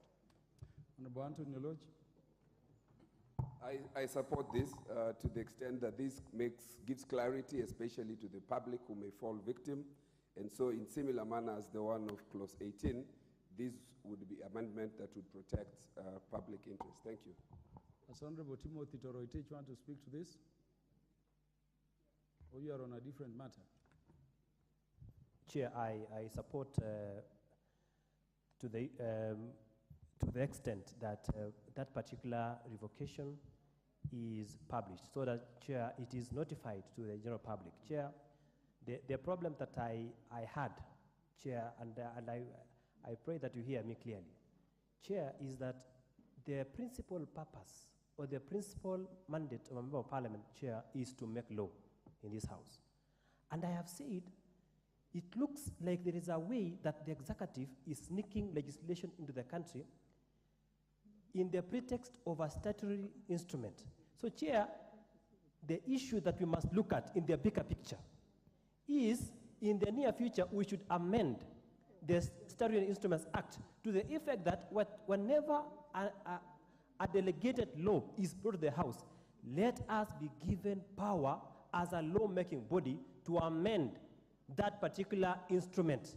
Because what happens is two things. One, when a delegated law is brought here, two things happen. We either pass as it is, or we annul as it is. Where is the lawmaking power of Parliament to amend a particular instrument?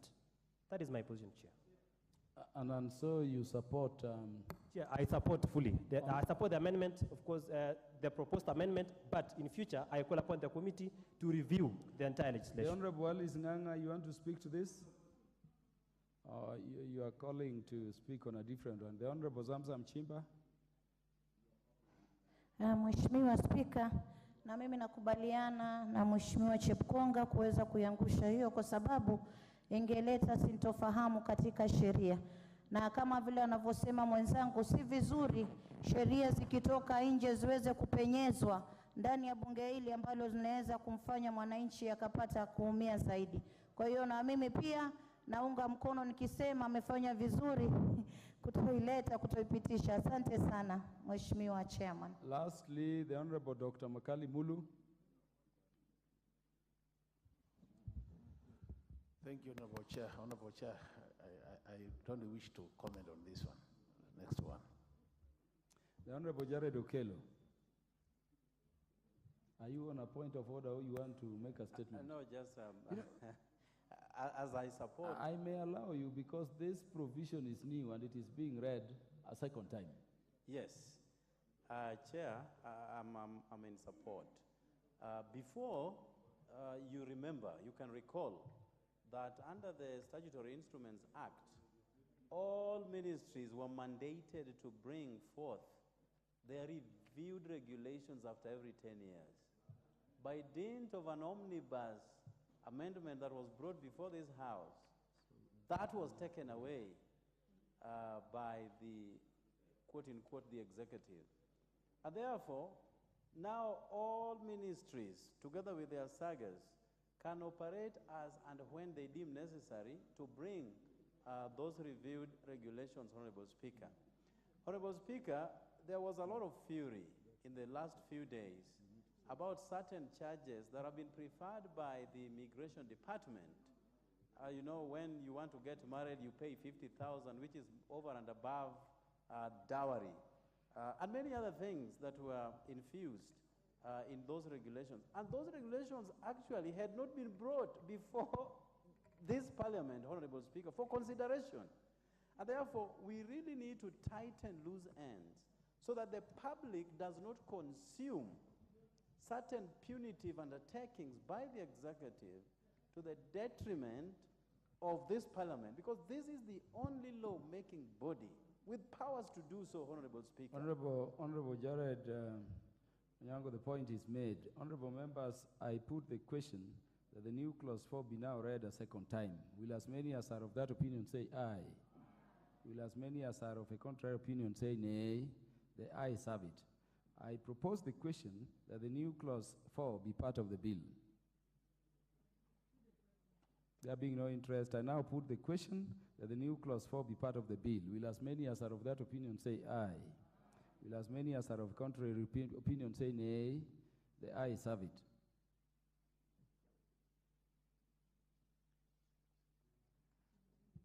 Yes, the clauses which were recommitted were clause 2, new clause 3, and new clause 4. New clause 5 and 6 had been considered before. So I think we are done with the Statutory Instruments Act. Mover.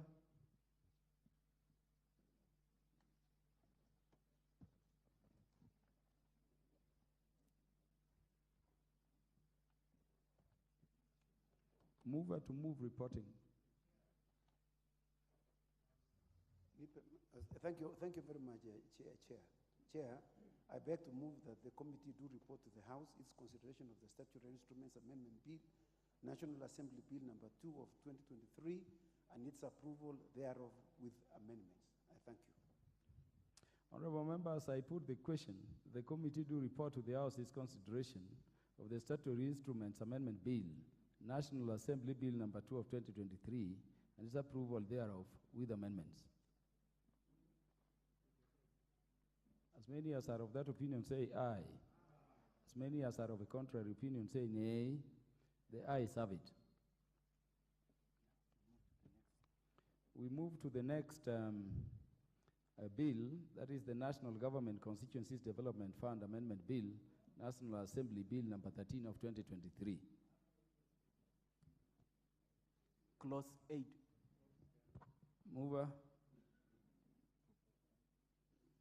I propose the question that Clause 8 be part of the bill. Mover.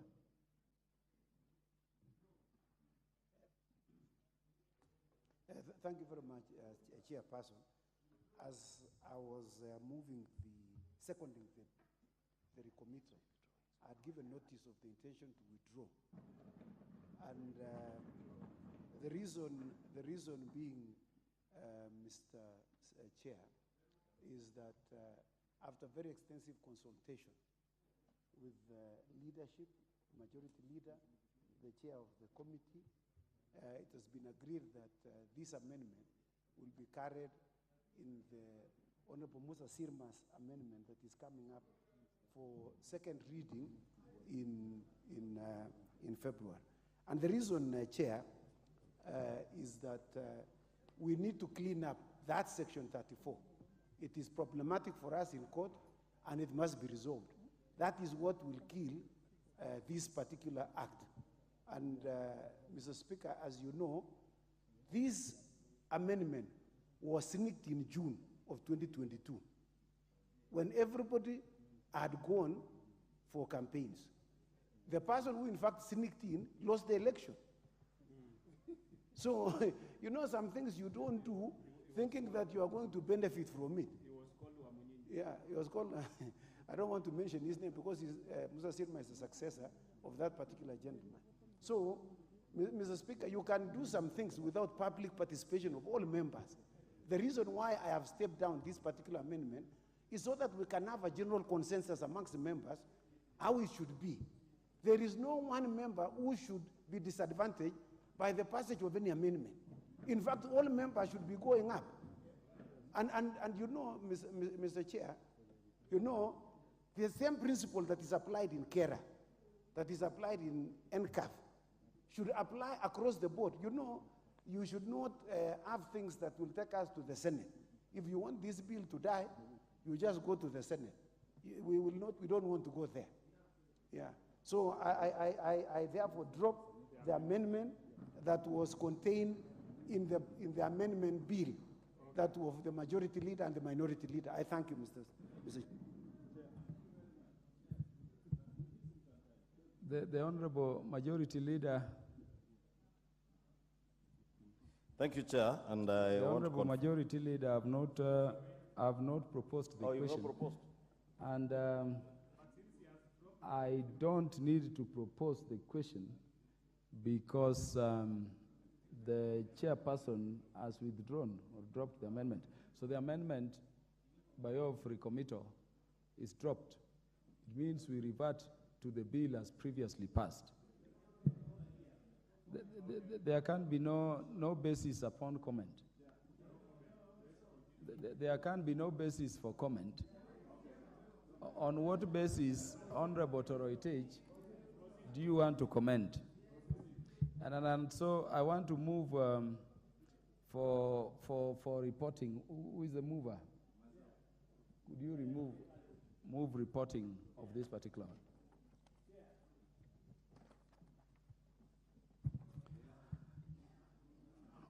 Honorable Toroitich, the basis upon which you deliberate on this particular proposal is if it was prosecuted. The chairperson of the committee has withdrawn it, or the mover has withdrawn it. No, I will not give you time. Majority Leader, proceed.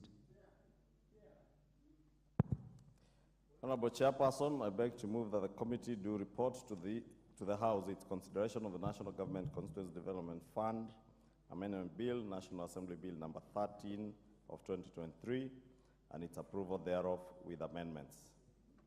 Honorable members, I put the question, which is that the committee do report to the House its consideration of the National Government Constituencies Development Fund Amendment Bill, National Assembly Bill number 13 of 2023, and its approval thereof with amendments. As many as are of that opinion say aye. Aye. As many as are of a contrary opinion say nay. The ayes have it.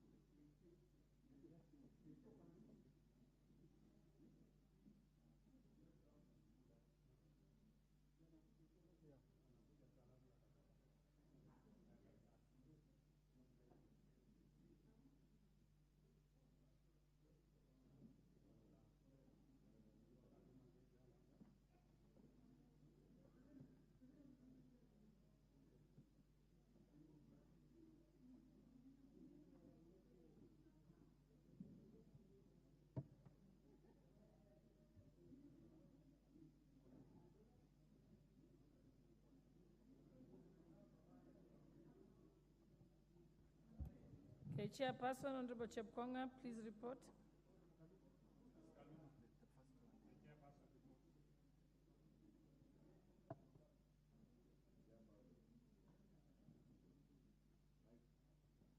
Chairperson, move the reporting. Yes. Okay, then the chair. Honorable Speaker, I beg to report that the Committee of the Whole House has considered the Statutory Instruments Amendment Bill, National Assembly Bill number 2 of 2023, and approved the same with amendments. I thank you, Honorable Speaker. Okay, the mover now, you can agree with the report.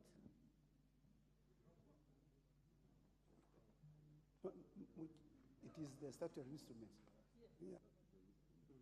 Honorable Speaker, I beg to move that this House do agree with the report of the Committee of the Whole House on its consideration of the statutory instruments, Amendment Bill, National Assembly Bill number 2 of 2023. I also request the Honorable Musa Sirma to second the motion.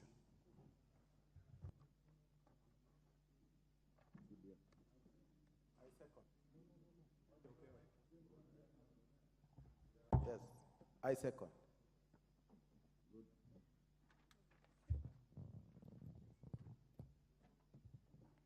Honorable members, I propose the question that this House do agree with the report of the Committee of the Whole House on its consideration of the Statutory Instruments Amendment Bill, National Assembly Bill number 2 of 2023.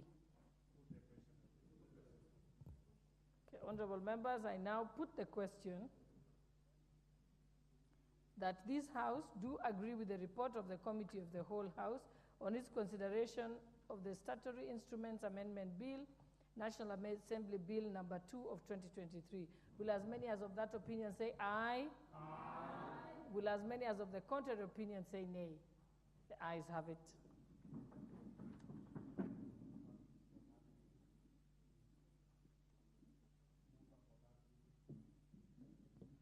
Yes, mover to move. Third reading. I thank you, Honorable Speaker. Honorable Speaker, I beg to move that the Statutory Instruments Amendment Bill, National Assembly Bill number 2 of 2023 be now read a third time. I also request the Honorable Musa Sirma to second.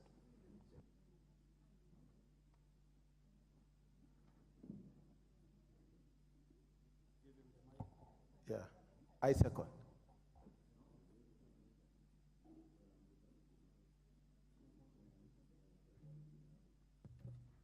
Honorable members,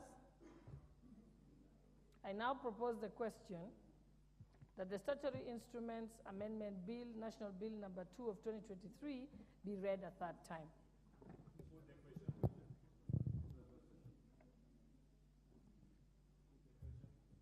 We shall defer the putting of the question to a later time. Let's move to the next one.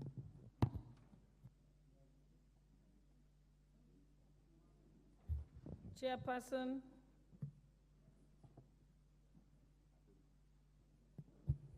Thank you, Honorable Let's move to Speaker. the next Honorable one. Speaker, I beg to report that the Committee of the Whole House has considered the National Government Constituencies Development Fund Amendment Bill, National Assembly Bill number 13 of 2023, and its approval thereof with amendments. Mover.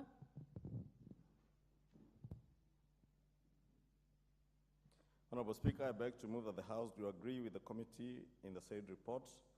I also request Honorable Musa Sirma to second the motion for agreement with the report of the Committee of the House. Proceed, Honorable Sirma. I second.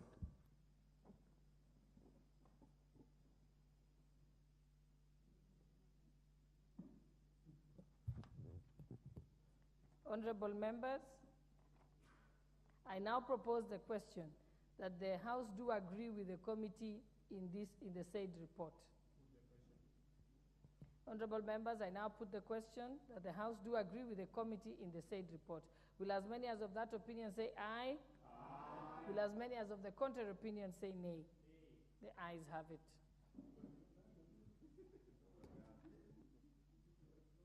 Mover of the bill. You can move to be read at that time. Honorable Speaker. Honorable Speaker, if you can protect the Honorable Toroitich from the Deputy Leader of Majority, who is telling the Honorable Toroitich to stand for division alone.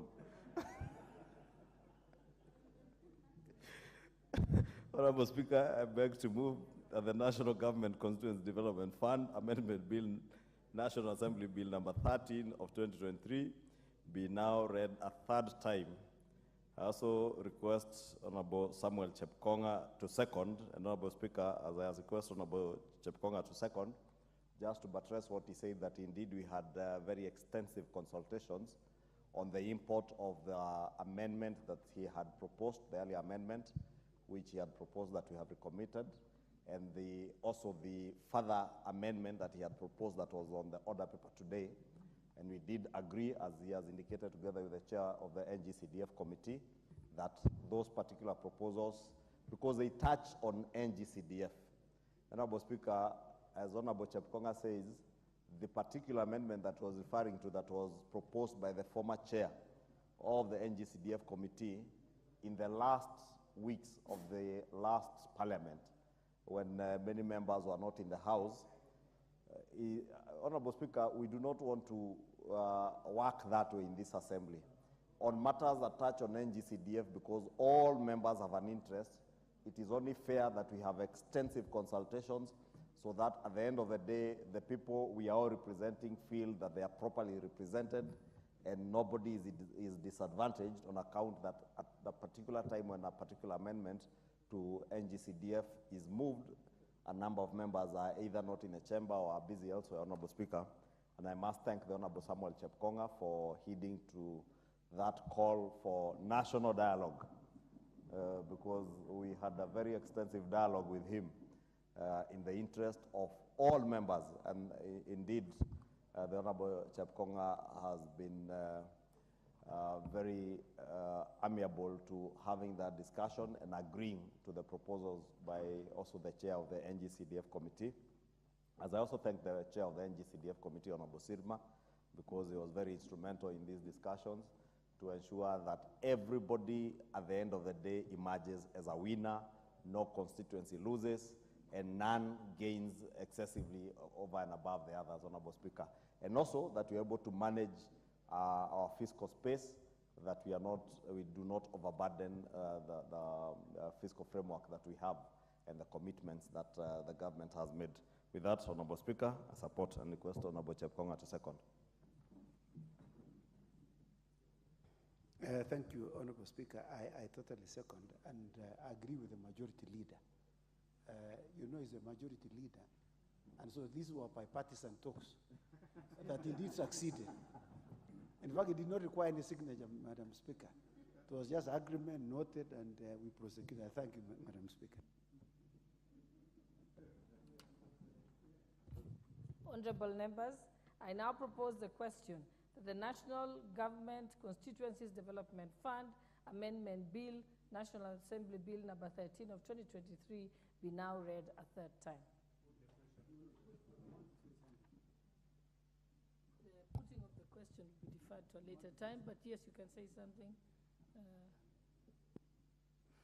Yes, Honorable Speaker, I also want to support the action by Honorable Chepkonga in withdrawing this provision which had initially been recommitted. But Honorable Speaker, they need to consider a formula other than a formula that mentions what is mentioned in that provision which Honorable Chepkonga was dealing with still remains. Honorable Speaker, the Honorable Chepkonga chairs or is a convener of a team that was put by the Honorable Speaker to ensure that the NG-CDF as a funding is sustainably protected through legislation and through litigation going in court. And one of the challenges is mention of what Honorable Chepkonga was dealing with. So I wanted to support, but urge the chair of the National Assembly Select Committee on NG-CDF not to go to sleep. The need for the House, through members, to come up with a formula that will enable allocation of NG-CDF without mentioning what confuses people as devolved units remains and is extremely urgent.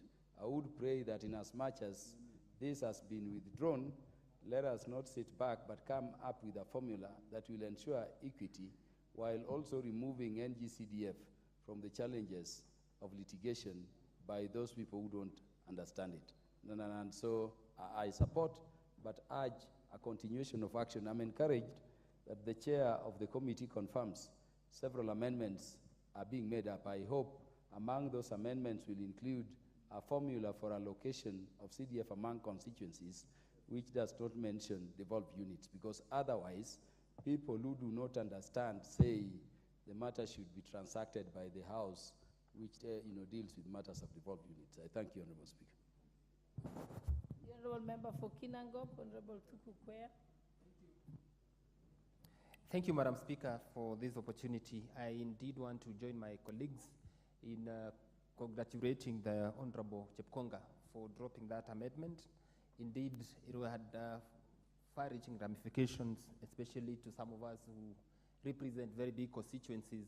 I also want to allude to the words of the Honorable Kaluma, that these are continuous conversations so that then we align NG-CDF with the Constitution and make sure that nobody runs to court and challenge the same to the extent that it's going to be declared unconstitutional again. Madam Speaker, we must come up with a formula that is acceptable, save for the one that is in place at the moment in the Act, whereby revenue is shared out in terms of wards, which is not a term that is allowed. Madam Speaker, we must factor in the issue of population, the issue of vastness of the areas that we represent, because you can imagine, Madam Speaker, a constituency like Kinangop, whereby I have 8 wards with a total population of about 300,000 people, a constituency like Ruiru with a population of 700,000 people, a constituency like Thika Town with a population that is to that extent. And the monies that we get for CDF is for education. This is the money that we allocate to children so that they can study. Allocating the same amount with a constituency that has a population of 30, 50,000 people is completely unacceptable and unconstitutional to the extent that we will not be practicing equity. We must come up with a formula that is equitable, that is acceptable, that is going to cause every single person to benefit from the proceeds of these funds. I therefore thank you, Madam Speaker, for this opportunity, and I propose that this conversation be continuous, and I know that the Chair CDF is listening, so that then you bring everybody on board. Let us give our views and have a fund that is equitable. Thank you, Madam Speaker.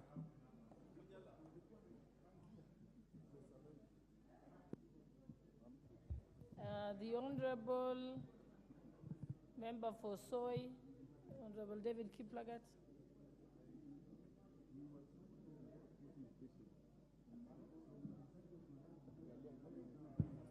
Okay, thank you very much, Madam Speaker. I want also to lend my voice on the issue of the NG-CDF amendment. At this juncture, I want to thank the mover of the amendment, that is Honorable Chepkonga, for having seen the wider picture. I remember the other time we had a lot of struggles to make sure that at least he understood where some of us comes from. If you look at Soy constituency, it's a vast area with over 100,000 registered voters and also about 7 wards. So we could have been disadvantaged, and this is a very fundamental amendment. And maybe I want to request the chair, maybe, Madam Speaker, you can protect so that I can be audible. I think there is a lot of movement in the House. So what I'm saying is that the amendment by Honorable Chepkonga was so fundamental that it cannot be done at night. It needs a lot of consultation, and maybe in future going forward, if there is such amendment, all members, proper public participation should be done, and once we have agreed, let us avoid the tendency, okay, I'm finishing, I can see the, let us avoid the tendency in which we do some amendments that are far-reaching, and in the process of trying to conclude, we get into headwinds. So with that, I really support the dropping of that amendment, and let us retain the way it is until we can agree on a proper formula. Thank you.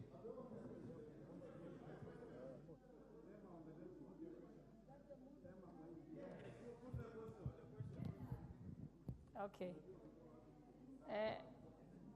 Now that I've confirmed we have the requisite quorum, honorable members, I therefore put the question, which is that the National Government Constituency Development Fund Amendment Bill National Assembly Bill number 13 of 2023 be now read a third time. Will as many as of that opinion say aye? Aye. Will as many as of the contrary opinion say nay? The ayes have it. And honorable members, while I'm on my feet, allow me to apply standing order number 1 to exercise my discretion. I had deferred one of the question on the statutory instruments, but I will now put the question. Yeah. Okay, proceed. The National Government Constituencies Development Fund Amendment Bill 2023. A bill for an act of Parliament to amend the National Government Constituencies Development Fund Act.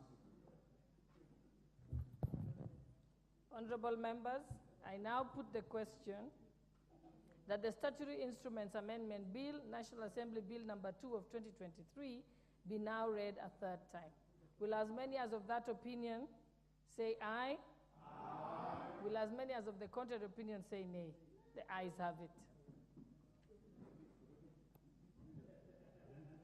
Next order. The Statutory Instruments Amendment Bill 2023.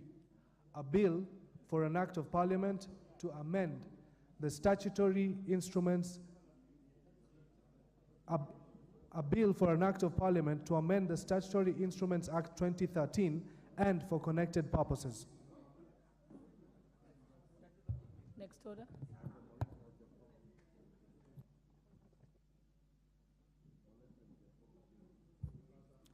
Order number 12, the National Lottery Bill, National Assembly Bill number 69 of 2023, second reading.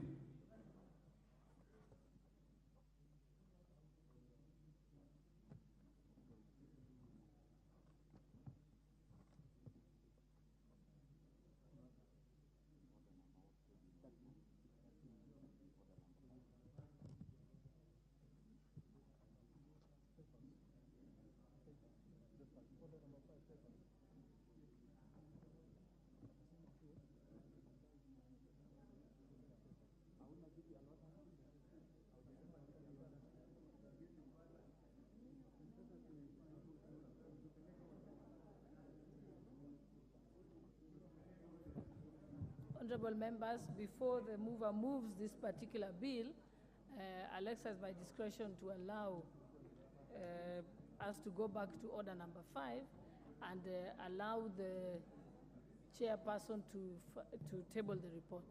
Honorable Wamushukuru. Honorable Speaker, I'm tabling one because the other one I had already done it before. Honorable Speaker, I beg to lay the following paper on the table of the House today, Tuesday, 28 November 2023. Report on Departmental Committee on Sport and Culture on its consideration on the Gambling Control Bill, National Assembly Bill number 70 of 2023. Thank you, Honorable Speaker.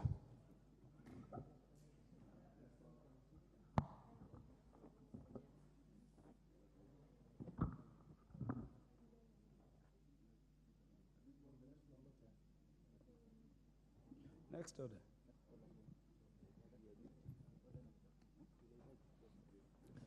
Order number 13, the National Lottery Bill, National Assembly Bill number 69 of 2023, second reading. Mover.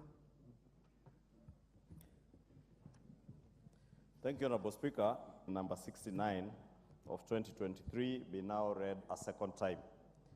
Honorable Speaker, allow me first to thank the Chair, Honorable Dan Wanyama, and the Vice Chair, Honorable Githua Mashukuru, and all the members.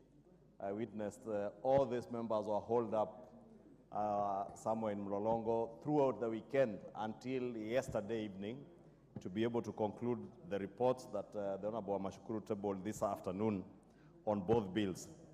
Honorable Speaker, this bill forms part of the array and the socio-economic challenges that result from this. Honorable Speaker, gambling is increasingly recognized and managed as a legitimate consumer activity that, if well leveraged on, it can support national development, And many countries, Honorable Speaker, have indeed taken betting and gambling as part of the measures that they have taken to support their national development and other charitable activities, or what we would term as other goods in a society, Honorable Speaker. And therefore, it's a situation where you leverage on what would otherwise have been a vice and make it gainful to the country's economy and to the population.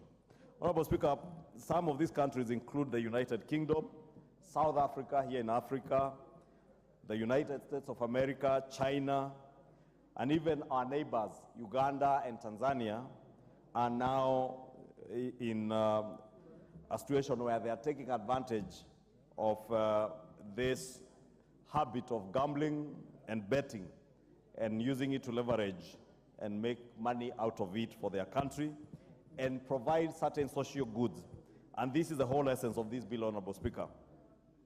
Honorable Speaker, the bill therefore proposes to establish the first ever national government lottery in Kenya, which will be licensed as an instrument for providing legal and regulated form of gambling that pools resources for promoting good causes.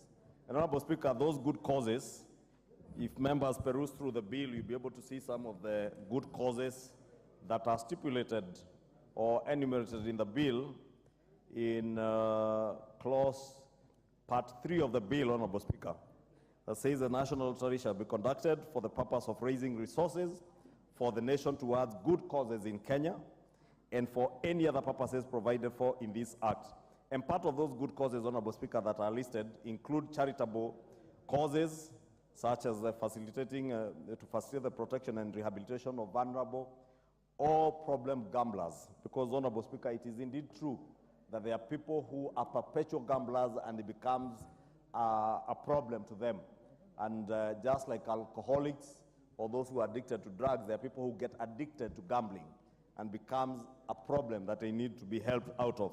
And therefore, part of the money raised through this national lottery can be used to facilitate their protection and rehabilitation, just like you rehabilitate drug addicts and alcohol addicts. To also be used to promote the protection and conservation of the environment. We're in an era where, Honorable Speaker, we are speaking about climate change, planting of trees.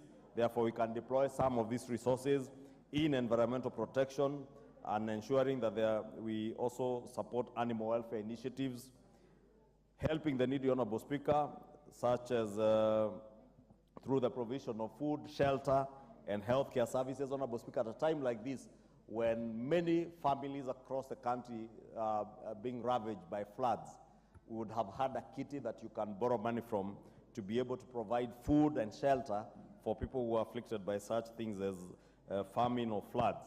Honorable Speaker, there are also economic empowerment goods, including the support for the development of small businesses.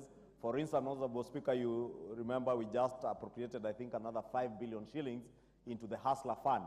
If we had a lottery fund or this national lottery was in operation, we would be using money from the lottery to provide money or to capitalize our Hustler Fund. Support of education, Honorable Speaker, including, among others, the provision of scholarships and bursaries, educational resources, including libraries and laboratories, Honorable Speaker.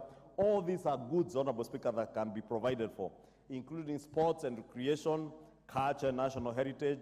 And the bill, Honorable Speaker, enumerates very many issues, very many goods or good causes for that matter, including the signature transformation projects that we can even transform our country. For instance, in the area of housing.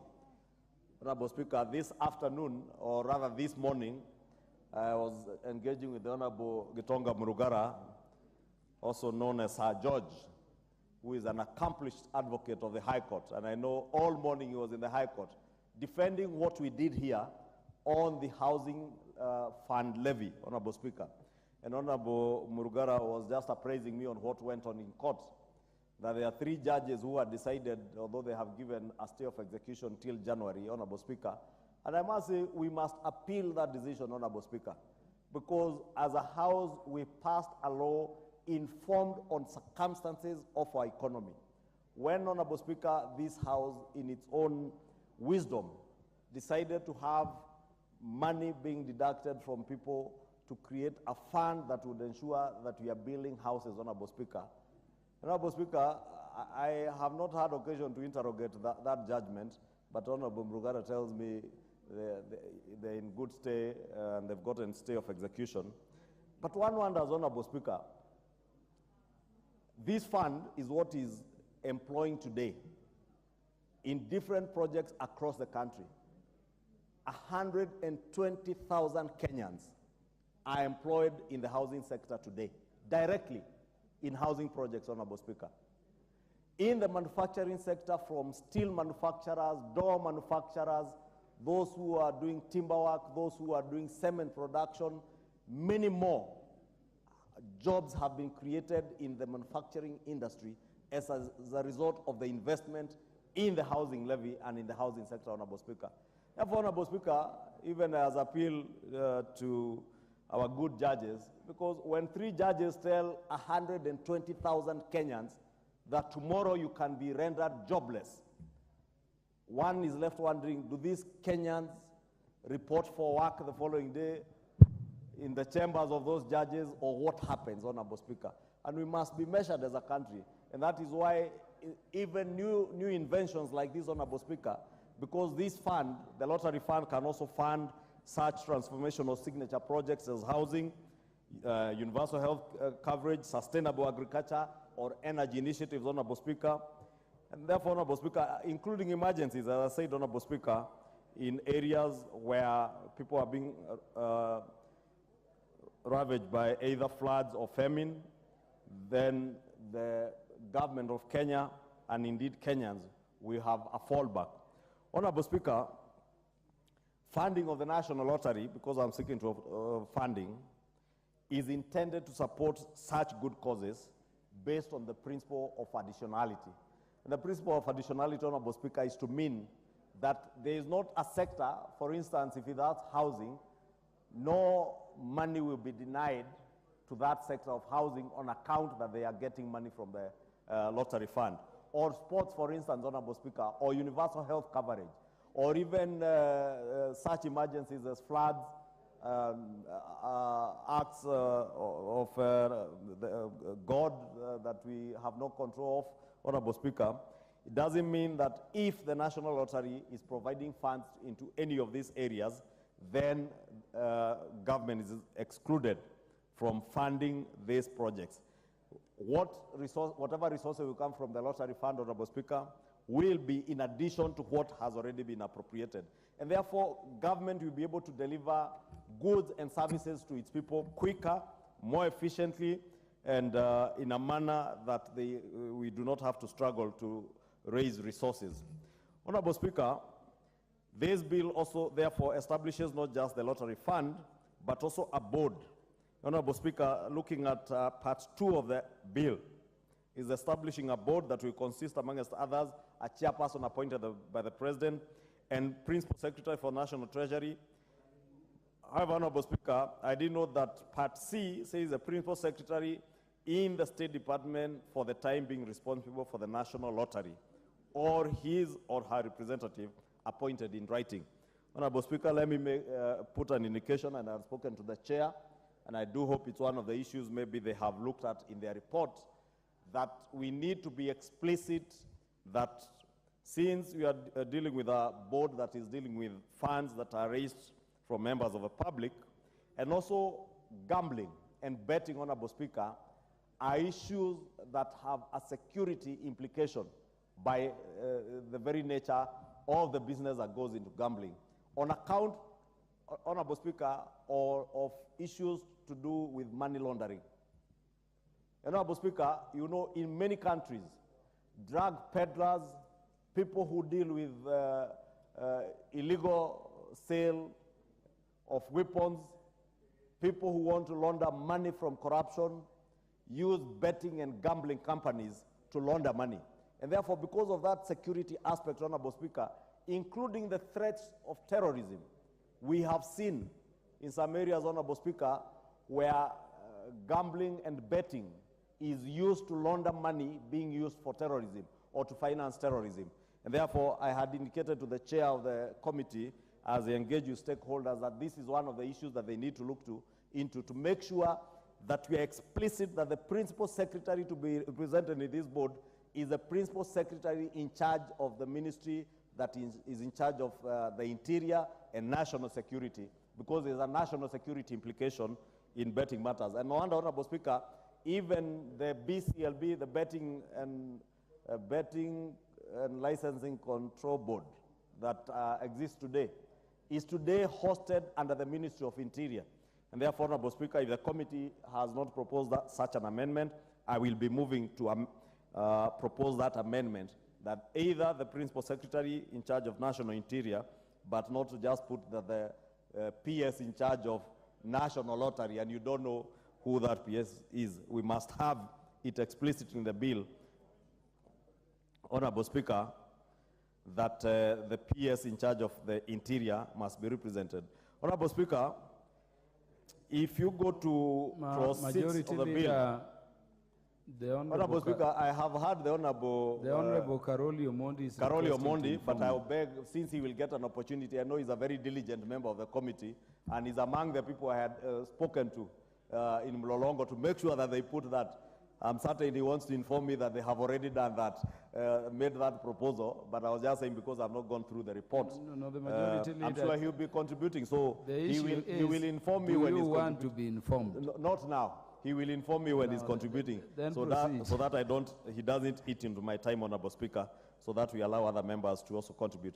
Honorable Speaker, I was on clause 6 of the bill. The board is saying that on its own or through legal agents or in collaboration, partnership, or in joint venture with any person, society, association, or corporate entity, or through procurement of an entity or person will operate the National Lottery. Honorable Speaker, this clause is providing for either the board to conduct the lottery itself, or in a joint venture with a person or an entity, or in association with someone else or a corporate entity, or through procurement.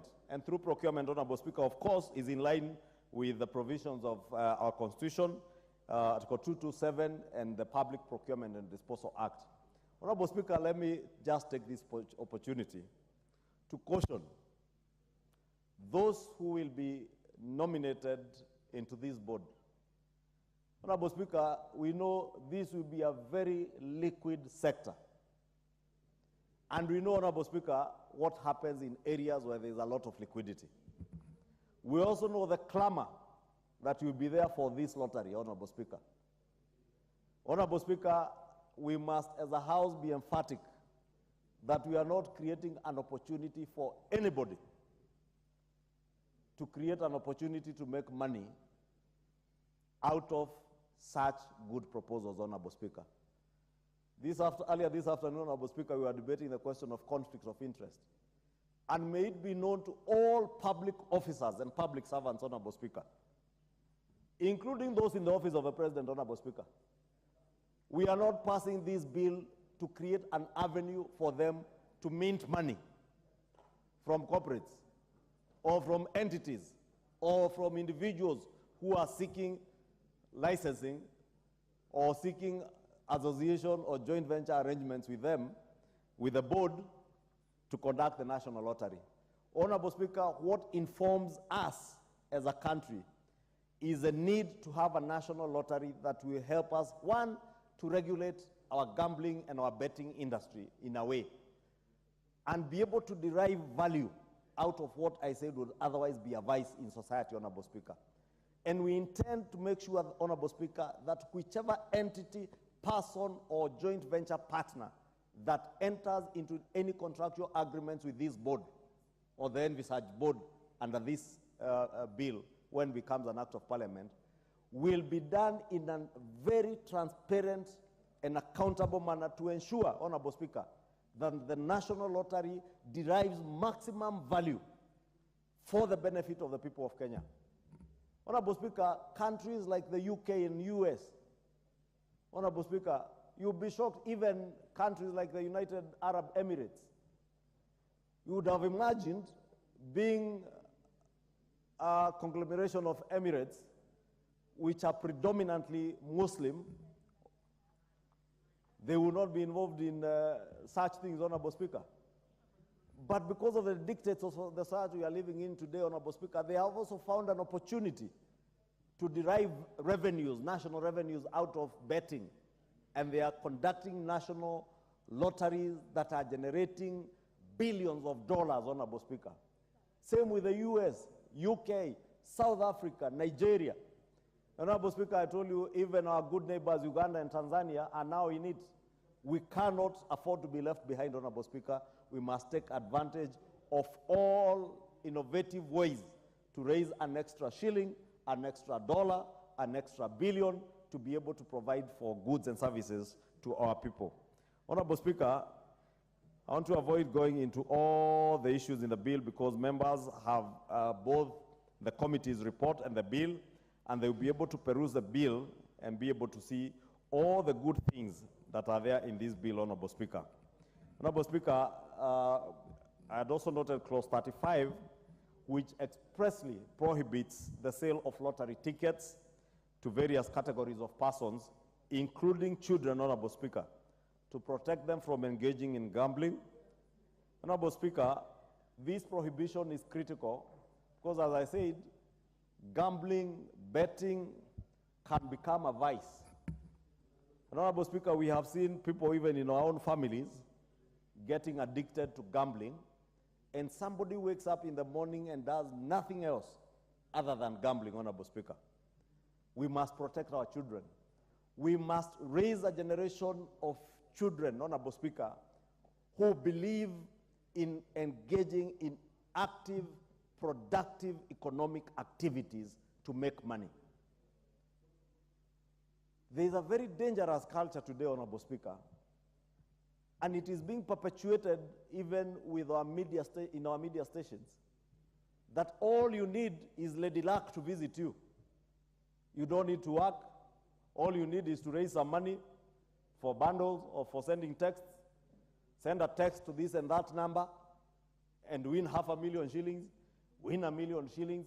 And because many of the media houses, Honorable Speaker, use that mass media communication and the very powerful brands they have in the media to market their betting and gambling companies, now our youth are getting to a situation where they believe that you may live without working and just gamble and bet yourself to riches, Honorable Speaker. Let me take this opportunity, Honorable Speaker, to speak to our young men and women. Yes, there may be no jobs, but gambling and betting cannot be your job. The money you spend, Honorable Speaker, and I have seen it, you will spend so much before you win.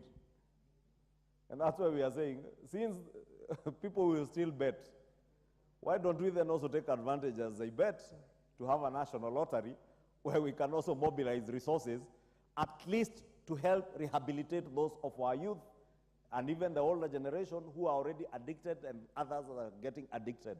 In progressive countries, Honorable Speaker, and I've seen it in the UK, they have a fund, a lottery fund, and in that lottery fund they have set aside funds to finance rehabilitation centers to rehabilitate people who are addicted to gambling and betting, Honorable Speaker.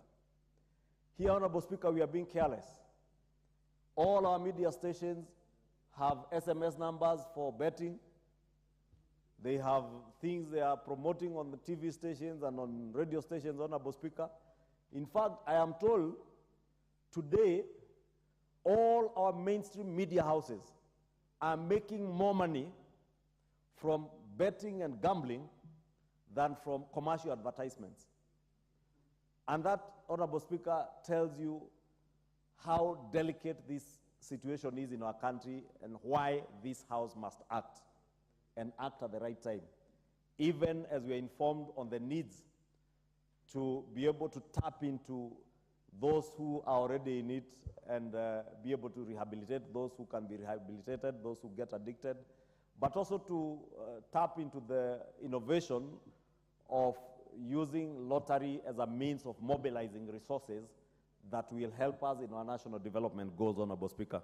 Honorable Speaker, because we shall also be speaking to the gambling bill that follows, let me end it there, Honorable Speaker, and request the Honorable Naomi Wako, who is a very diligent member of this committee, just like the Honorable Karoli Omondi, and thank them for the dedication they showed. I was very impressed by all the 15 members of this committee who were holed up over the weekend working on all these provisions, and I must take this opportunity to commend them, including their chair, who is away, the Honorable Dan Wanyama, and request that all other committees emulate these great members of this committee who have worked very hard to make sure that the reports are ready for both this bill and the gambling bill, Honorable Speaker. With that, I beg to move. The Honorable Dr. Naomi Wako. Thank you, Honorable Speaker. I rise to support the leader of Majority Party in moving the National Lottery Bill 2023, number 69 of 2023, be read a second time. And I also want to acknowledge the appreciation that the majority leader has accorded to our committee on sports, and just confirm that for sure this is one of the very committed committee where members turn up for the meetings and also stay to deliberate on the agendas in front of them. Mr. Speaker, the National Lottery Bill 2023 seeks to provide legislative framework for the establishment and operation of national lottery, which arises from the need to provide for legislative framework for the establishment and operation of the national lottery to be administered by the national government and whose funds shall be used to support various good causes within the country. Mr. Speaker, until I participated fully in this, I was of the opinion that we don't have to entertain this, putting into consideration the many families that have been negatively affected, the people who have, been addicted in this and ended up being poor and all these other things. But when you look at the poster for a government to think of the people that we are governing, because many of our citizens are involved in this, beside even the operators, the citizens, the young people, even those who are grown up are mainly in this. And unless we come up with legislative framework that can guide, that can really help these people and protect them, and also protect the nation, we may not be doing very well. And since I'm a converted member now, because I used to think of all this and say, this is destroying our nation, this is breaking families, and I will not support. But when you look at the other side of it, there are people who have grown in this, there are people who have participated and benefited, and sometimes when you look at when you watch the news, you will see the people who have benefited, and it transforms their life. And that is why I stand to support this. And Honorable Speaker, Kenya has in the past attempted to establish government-run national lottery, but this was hindered by the absence of policy framework governing the gambling sector. An attempt was made in the year 2006. However, the responsibility was shifted to the Betting Control and Licensing Board. Another attempt was again made in the year 2008. However, this again did not succeed. In the year 2019, the gaming bill was introduced in this House, and the bill was proposed as state-owned national lottery operated by private firm on behalf of the government. The bill, however, lapsed at the end of the 12th Parliament. This confirms that it is not the first time that Kenya has tried to do this. 2006, from 2006 to date, we have, gone through different stages, And the dynamics have also changed. It is no longer the same as what we introduced in 2006. Today it has grown. This has grown, and already many people are in it.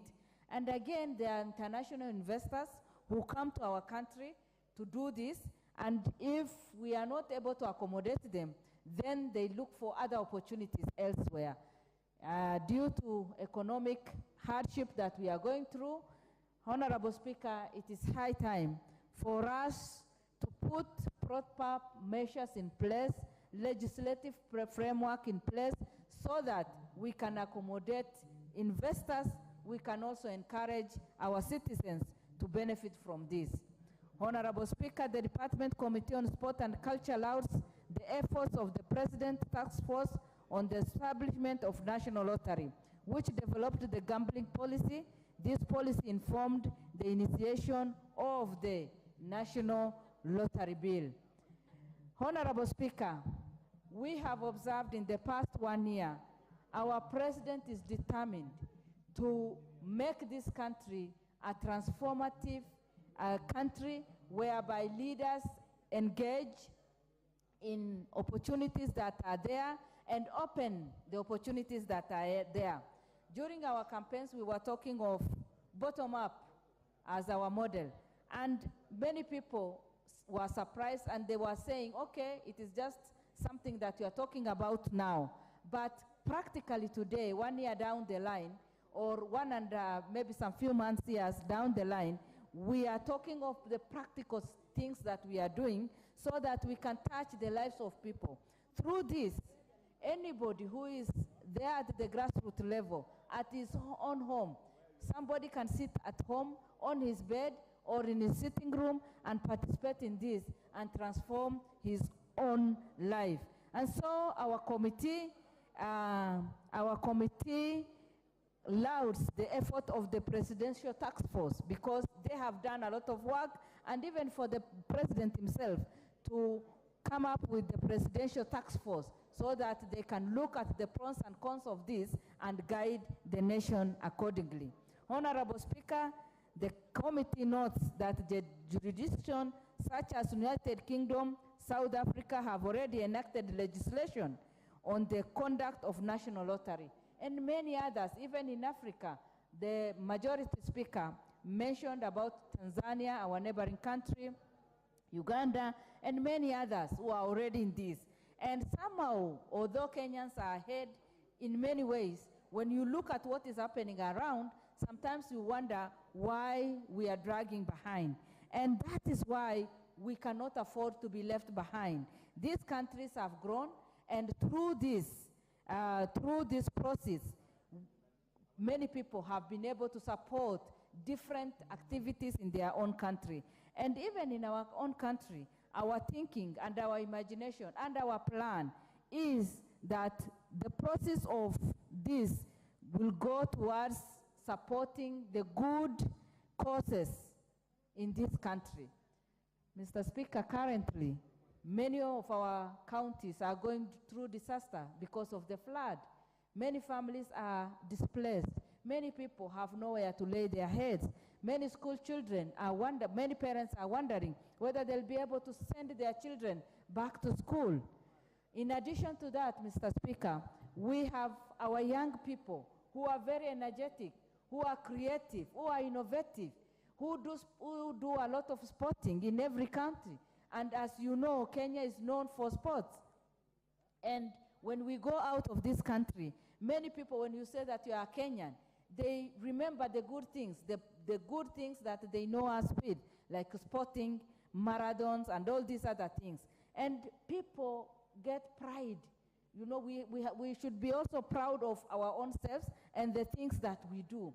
And through these process, we will be able to motivate and encourage our young people who are engaging in sports, in arts, in music, in doing different things, and they want to grow their talents.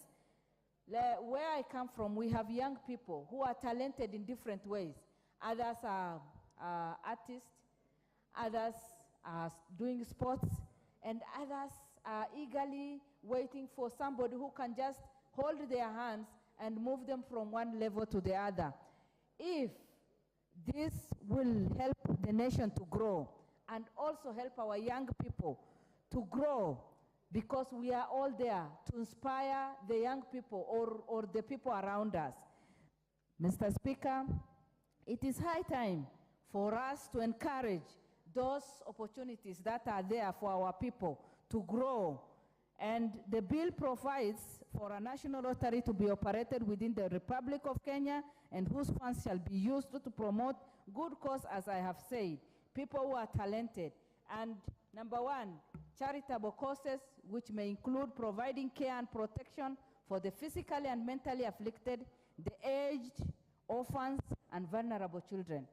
Mr. Speaker, the number of the vulnerable people in our society is growing because many people are losing their lives either through accidents, through sicknesses, and many children are orphaned. Where we have conflicts, like the place I come from, we have orphans as a result of ethnic clashes that has been there or was there before. And all those children need support, or the vulnerable groups need a lot of support from us. We have young people who are already in drug addicted, and they need to be rehabilitated. And unless we look for funds that can support them and can push them to another level, then we may not be serving our nation well. Number two, sports, recreation, arts, culture, and national heritage. I had already said that we have young people, we have many who are passionate, who have given their life to make our country proud and progressing in different ways, and they all need our support. Number three, again, protection and conservation of the environment, as well as efforts towards sustainable development. Mr. Speaker, climate change is having some huge impact on our nation and the world. And as our president has already said, that we need to take care of our environment by even planting the trees, 15 billion trees in 10 years. This can, the proceeds from this can easily go to that, so that we can transform our country and make it green, so that we can all enjoy the greenery and we can all enjoy the environment, we can all enjoy the good health that we can get as a result of that. Number four, response to emergencies and crises affecting communities, which include natural disaster. I have already said, currently, there are people who are already suffering. And if the process can support, because right now, we cannot get even food to people by road. So we are using aeroplanes to reach out to people. And if the process can make life easier, transform lives at the grassroots level, build hospitals whereby we can support the people who cannot reach health centers, build schools so that the schools can be built and our children can get better education, then we can say that we are transforming our country through this. Mr. Speaker, a lot needs to be done, and it is my prayer that those who will be doing this will be mindful and will invest and at the same time give back to the community, so that our communities can also be transformed through this. Honorable Speaker, permit me to conclude by thanking the Leader of Majority for introducing the legislation before this House. The passing of... Would you end by saying, I beg to second? Honorable Speaker, I beg to second. Thank you very much. Honorable members, I propose the question that the National Lottery Bill, National Assembly Bill number 69 of 2023, be now read a second time.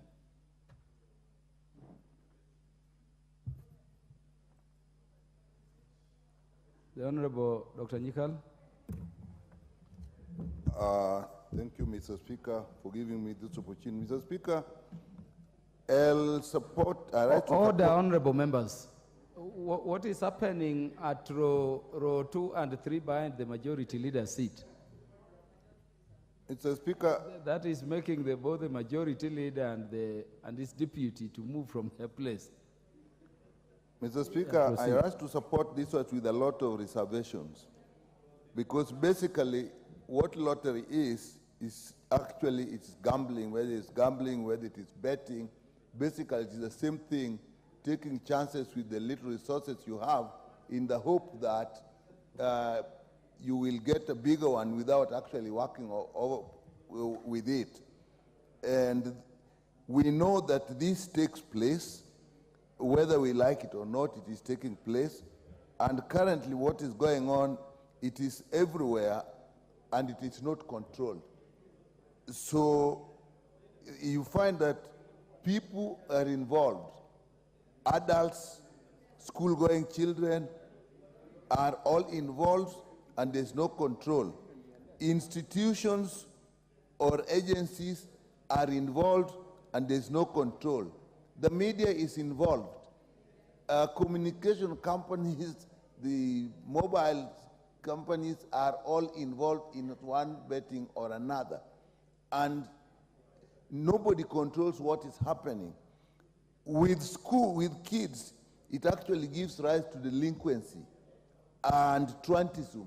Kids literally drop out of school because of this. And we also know that actually it is also related to addiction. You can't be addicted to betting or gambling itself. Itself is an addiction, and people have lost huge sums of money. People have become paupers through this. And people who are actually involved in this is also very closely associated even with the drug and substance addiction because of the circumstances which it occurs. It is also actually related to crime. And it does great harm to families. You find families that are actually go bankrupt because the people who are holding the resources actually get into betting, get into gambling, and that is all part of the lottery. The only thing that you actually need a system of regulation for it is because it is going to happen whether you like it or not. So it is better that you actually do it in a regulated or in a controlled circumstances. And not only that, you actually give some protection even to the people who are betting, people who are gambling themselves. Because you will find situations where even the betting itself, the gambling itself, where the machines are used, those machines can actually be fixed. Whether you are using sports, they can actually be fixed. So that the outcome is obvious that the people who are trying to get money automatically lose. So in that case, it is basically theft.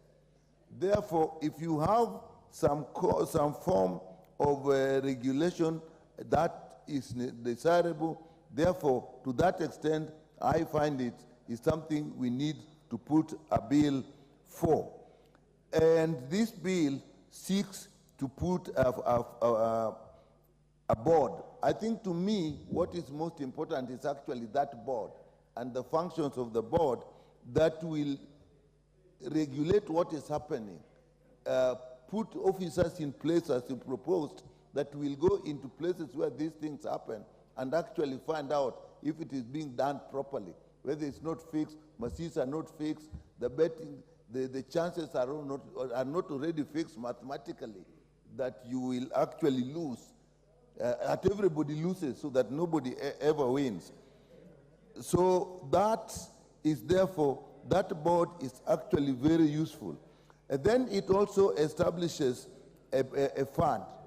To me, the fund is secondary, but it's also useful because through that, the government will actually raise some revenue. And that fund can be used, as we have said, in development, in social support, and so on. So to that extent, there is need to get in and actually put in a national lottery, put the board in place, put the fund in place, make sure the fund is used appropriately, and the board makes sure that all the people that are involved actually are operating within the law and actually are protected.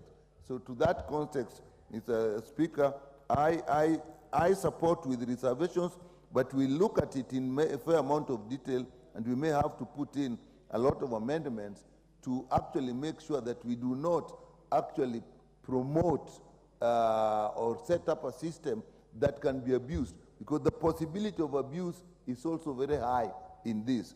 I know it is related to the next bill that is coming that will deal directly with the betting and so on. But I support with reservations. We look at areas where we need to put amendments in place so that everybody is protected. The people who are using it, the funds that is created are using it, the people who are running it don't abuse it. With that, Mr. Speaker, thank you.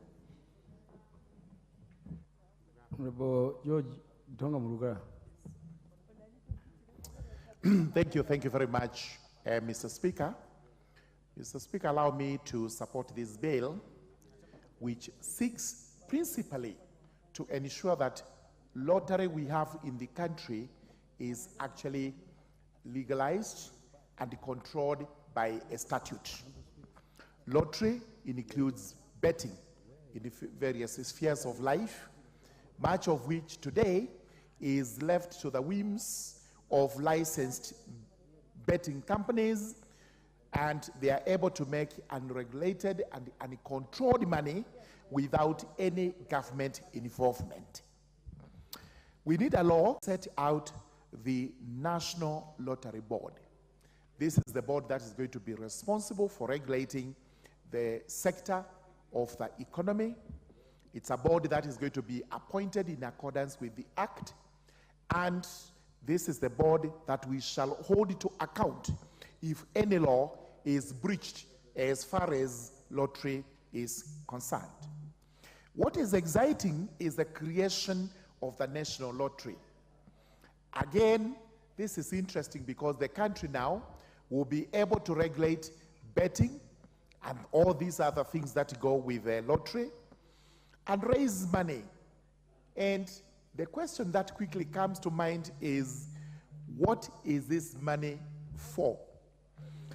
The law is clear that the money will be used for good cause.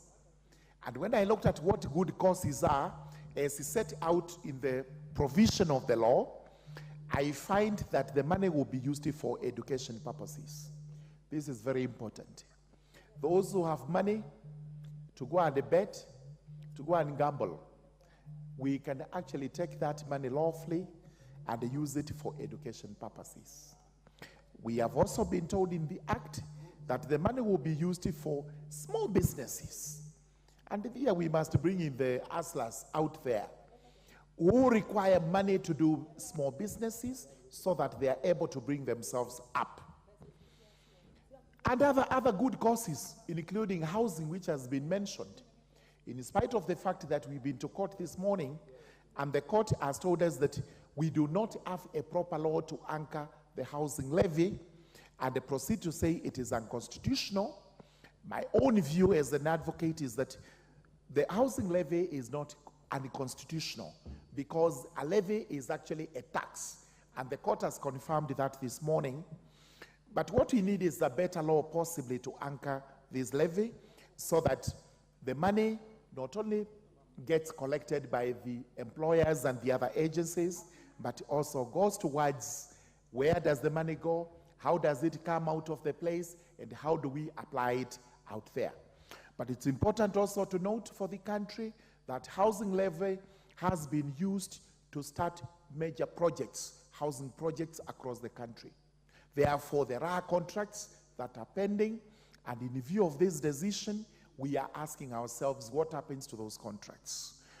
We do thank the courts because we now have a stay of execution up to the 10th of January 2024, by which time possibly we will have moved to the Court of Appeal and we will have gotten some conservatory orders to save the fund.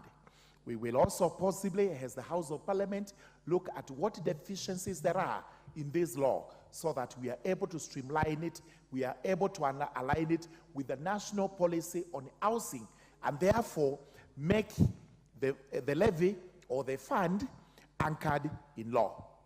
Then another good cause would include trying to take care of those who are addicted to betting and gambling. Remember, this is almost an incurable disease.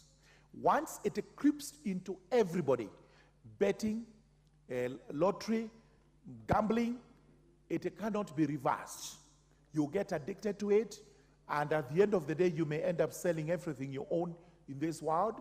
You move out there as a destitute because of lottery. So if we are able to reverse by taking part of the money from lottery, the Kenya lottery, and apply it to young people who are actually spending all their money gambling in sports and not doing anything productive, apart from to hope that one day I will use my 1,000 shillings to earn myself 20 million shillings, 50 million shillings, or whatever other illusions these young people have. So it is vitally important that this good cause be defined from time to time. How we use money that we collected from lotteries, money that is meant to apply to every good possible thing to be done in the country. This is a good law. We will go through it when it comes to the committee of the whole house with a tooth comb, so that just in case there are areas that need a retouch, this is the house to do it. This is the house that makes laws. This is the house that guards Kenyans to ensure that their life is actually guarded and protected by good law. We will be examining this in that perspective. With those many remarks, I beg to support.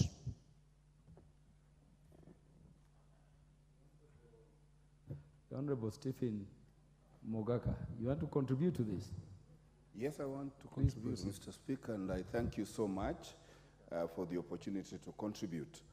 And I support, because when I look at this law that seeks to regulate a one-time, very, very small sector of our economy, starting off as a Kenya sweepstake charity thing, and a small race course betting against horses.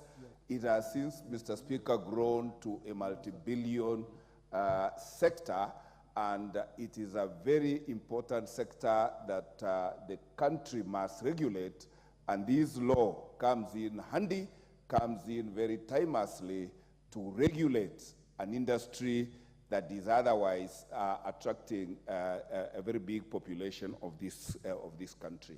I am particularly happy that from the previous regulatory regime, where government used to second government officers to go and oversee what is happening in the lotteries, in the betting, in the casinos, I am happy that now we are instituting a board that is going to coordinate this particular sector nationally.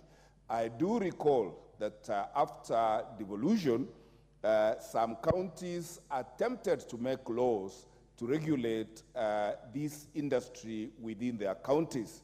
And I do know, if I remember, that the courts decided that this is a national government function and it would not allow counties to legislate and create little laws in their counties to regulate this sector.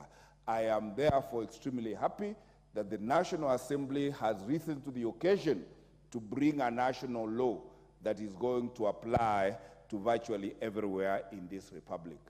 I am also extremely happy that with this law, those actors in this sector who have been posting supernormal profits and using it in illicit business, including drugs and drug trafficking, now, with this law, we are able to monitor how much revenue is generated by any actor, what taxes they require to pay, and that this money has got to be applied to defined causes, including education, including positive economic development. And it is therefore important that as the country grapples around on how to raise taxes, We have been overtaxing smokers and partakers in beverages like wines and spirits.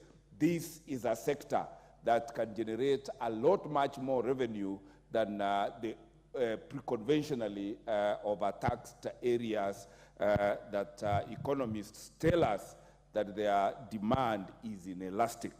I also want to celebrate that with this coming board, and I hope the vetting of members joining this board is going to be extremely rigorous, and that the contractual age in this republic is going to be enforced so that we don't have children or minors participating in these particular betting and lotteries. And above all, we will be looking forward to extreme transparency, because this sector has so far been operating in a very opaque manner. Nobody knows what happens there.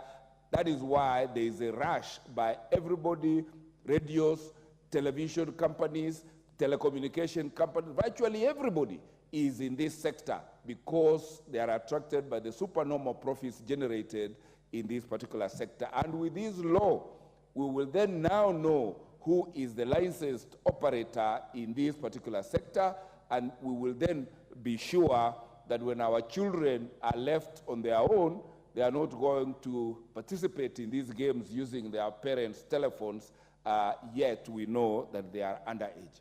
Mr. Speaker, I beg to support. Honorable Chege Njuguna. Thank you, Honorable Speaker. And Honorable Speaker, I stand to support this bill. Indeed, this is a bill that we know that it will bring a lot of sanity to an industry that, if left open, due to the nature of the business, due to the nature of revenues generated, we know the characters involved in these businesses. There are some of them can really subject the nation in an orthodox means of creating businesses through dodging taxes or even money laundering. Honorable Speaker, I also support this bill because this bill also adds a significant source of revenue generation for the government, and we know at a time when government needs revenue to fund infrastructures, be it roads, be it health, be it education. This is a way also of generating that revenue. Indeed, it's a revenue also that will go far in aiding our social programs. We know for sure most developed nations out there, most of the first worlds, they do run their social programs through fundings of this national lottery. So it's a bill that also will help improve our social programs. And also it will create jobs. It will create jobs in that with the formation of these organizations, the National Lottery Board, those will be creating direct jobs. Also, Honorable Speaker, it will create indirect jobs through subsidiaries to those small-scale customers that will be on the basis of the three items that is constituted into this bill, Honorable Speaker. The bill proposes the National Lottery, the National Lottery Board, and the National Lottery Fund. Honorable Speaker, that means that the bill is well coordinated, that the outcome of whatever we are going to pass is visible, Honorable Speaker. It means, Honorable Speaker, the lottery shall undertake the operation, the board shall coordinate the lottery itself, Honorable Speaker, and the funds will be coordinated in such a way that, Honorable Speaker, whatever that shall have been collected out of the lottery shall be put to prudent use or the good cause as per the bill and will be accounted for in a very orderly way, Honorable Speaker. Honorable Speaker, when you look at the bill as it is talking about, Honorable Speaker, the issues to do with a good cause, which is actually what the funds shall be used for. And the good cause, Honorable Speaker, as provided for in the bill, is one that has caught my very good attention, is the ability, Honorable Speaker, to provide care and protection for the physically and mentally affected, the aged, orphans, and vulnerable. Honorable Speaker, mental disability can get up with anybody at any time. We are all mentally unstable, Honorable Speaker. It only depends on the degree upon which, Honorable Speaker, we can be prescribed by the doctor. What matters, Honorable Speaker, is should there be a need for such a situation to happen, look at this provision, Honorable Speaker, that at least these funds shall be applied to support anyone who happens to be under such a situation, Honorable Speaker. We have resources which are being put under the social protection agenda of the government, which is through the OVC, Honorable Speaker. That is not enough. The addition of these resources coming out of the lottery, Honorable Speaker, shall be a good thing, so that let those people who are physically challenged, but mentally affected, Honorable Speaker, the aged, also get a share of the resources from this fund. And Honorable Speaker, the second thing that got my very good attention, Honorable Speaker, is the ability to facilitate the protection and rehabilitation of vulnerable and problem gambler. Honorable Speaker, gambling is addictive. You find that, Honorable Speaker, you don't just enter into it today and expect to come out of it. It's addictive. How do we cure the person whom directly we have invited into addiction, Honorable Speaker? It's like a chain smoker. Honorable Speaker, a chain smoker cannot easily leave the cigarette or the cigar that invites the smoke. Instead, Honorable Speaker, whereas we are saying this is a legal business, we are giving it legal life, but we want to say those who will be addicted to this game shall be taken care of. There is a reason to smile that let us do the gambling, do it wisely, but in case one of us goes astray, he can be protected. Therefore, Honorable Speaker, it means this fund in itself shall be regulated properly, such that, Honorable Speaker, the Chief Executive Officer will be the accounting officer of the fund. I also want to look at the issue, Honorable Speaker, that this fund, this bill is proposing the establishment of the board, and in particular, Honorable Speaker, two key issues that have got into my attention is the issue of the chairperson of the board. The chairperson of the board shall be appointed by the President of the Republic of Kenya, and Honorable Speaker, they are giving qualifications of such person to be. Two, the Chief Executive Officer, Honorable Speaker, shall also be the executive officer of the organization, Honorable Speaker. That means we will have the role of the chairperson and the role of the Chief Executive Officer. And the Chief Executive Officer, Honorable Speaker, has the very good qualifications laid down into this bill, Honorable Speaker. When you look at the separation of the two, it means that, Honorable Speaker, from the word go, there is organization in terms of who is to do what and for what purpose. Therefore, it's a good thing that we all have to support. Honorable Speaker, what is also getting my attention on this bill is the issue to do with the licensing of the lottery operator, Honorable Speaker. Is not advising a monopolistic approach that there is going to be one person to operate the lottery. It's open. It's going to allow multiple operators, but coordinated. Therefore, Honorable Speaker, the government, whereas is going to license a national lottery operator whose license shall be valid not for 1 year, not for 2. They have recommended 7 years, Honorable Speaker. It means somebody, an investor, who has put in investment into this venture shall have time to make return on investment, recoup his investment, and is able, Honorable Speaker, to live with us for a longer time, not just to come in today and he exits. That's a good thing, Honorable Speaker. Unlike where we invite investors, give them 3 years to invest, we don't know how long they are going to take to make a return on their investment and recoup their capital employed, Honorable Speaker. Therefore, it's a good thing that the bill proposes 7 years, which will allow that latitude for any investor to recoup his resources. Finally, Honorable Speaker, the role of the Cabinet Secretary into these issues, into this bill, is well taken care of.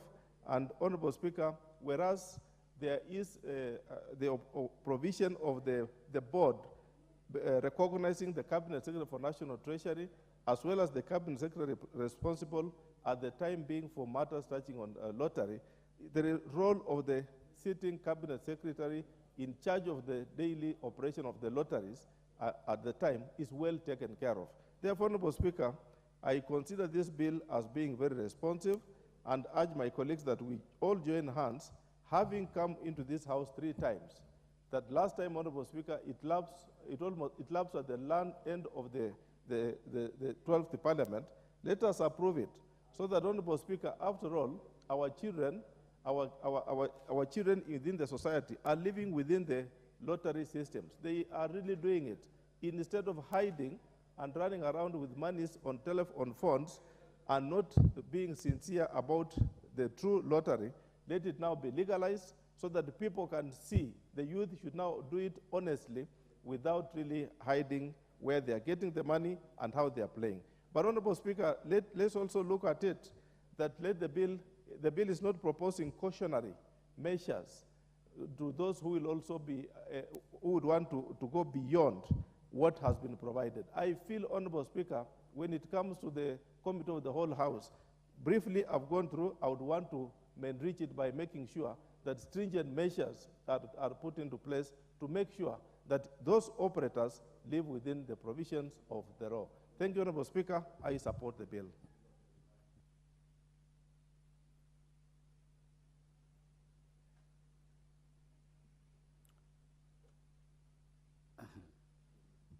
We have only 1 minute. Who would be able to make contributions in 1 minute?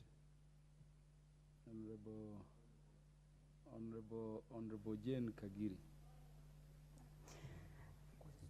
Honorable Speaker, under Standing Order 95, I propose that the mover to reply because we have another gambling bill tomorrow and we can proceed with the debate then.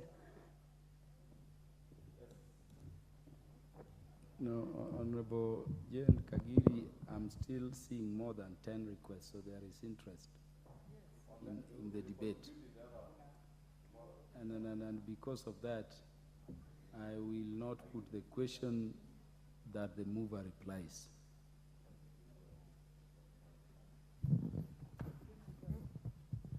Order, Honorable Members.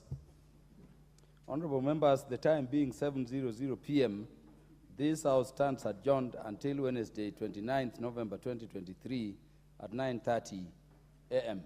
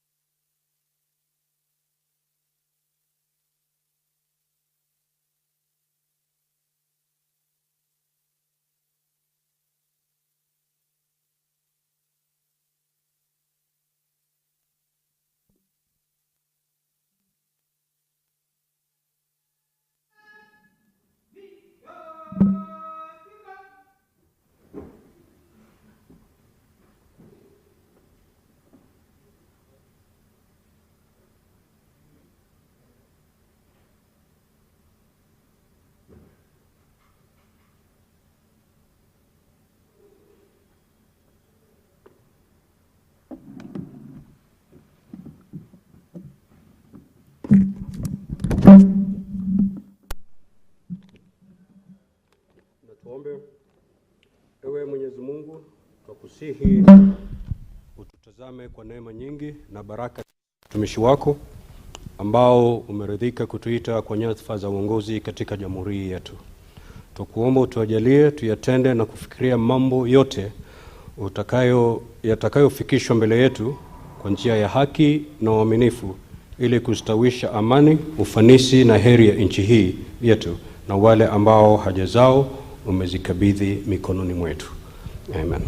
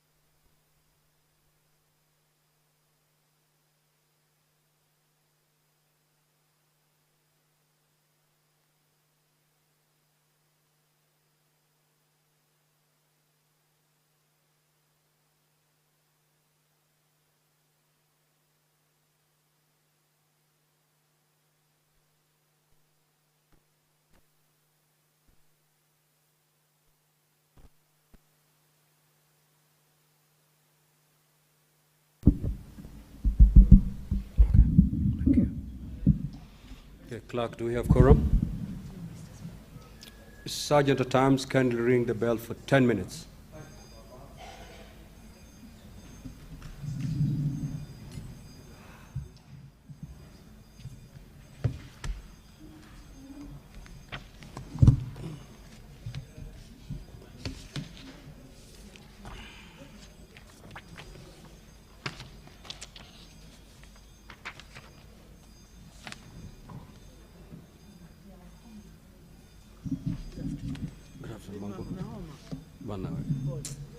Nasema nilikuwa napiga na statement lakini nilitakuchelewa.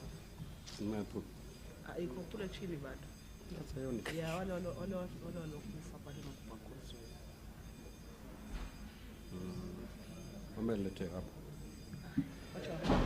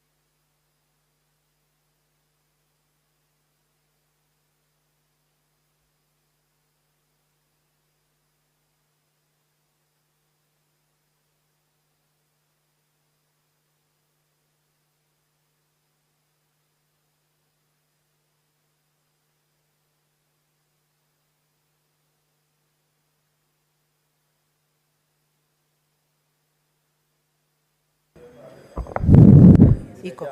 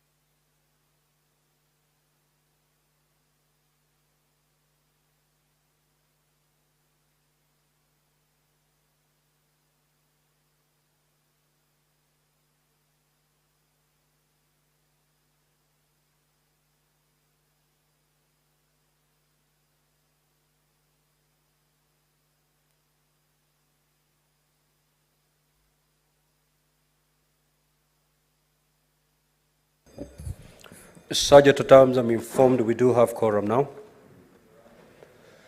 Clerk, you may proceed to call the first order, please. Order number 1, administration of oath. Order number 2, communication from the chair. Order number 3, messages. Order number 4, petitions.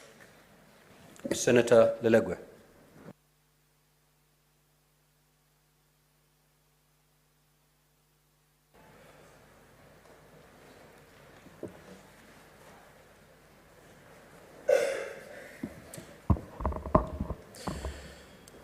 Thank you, Mr. Speaker, sir.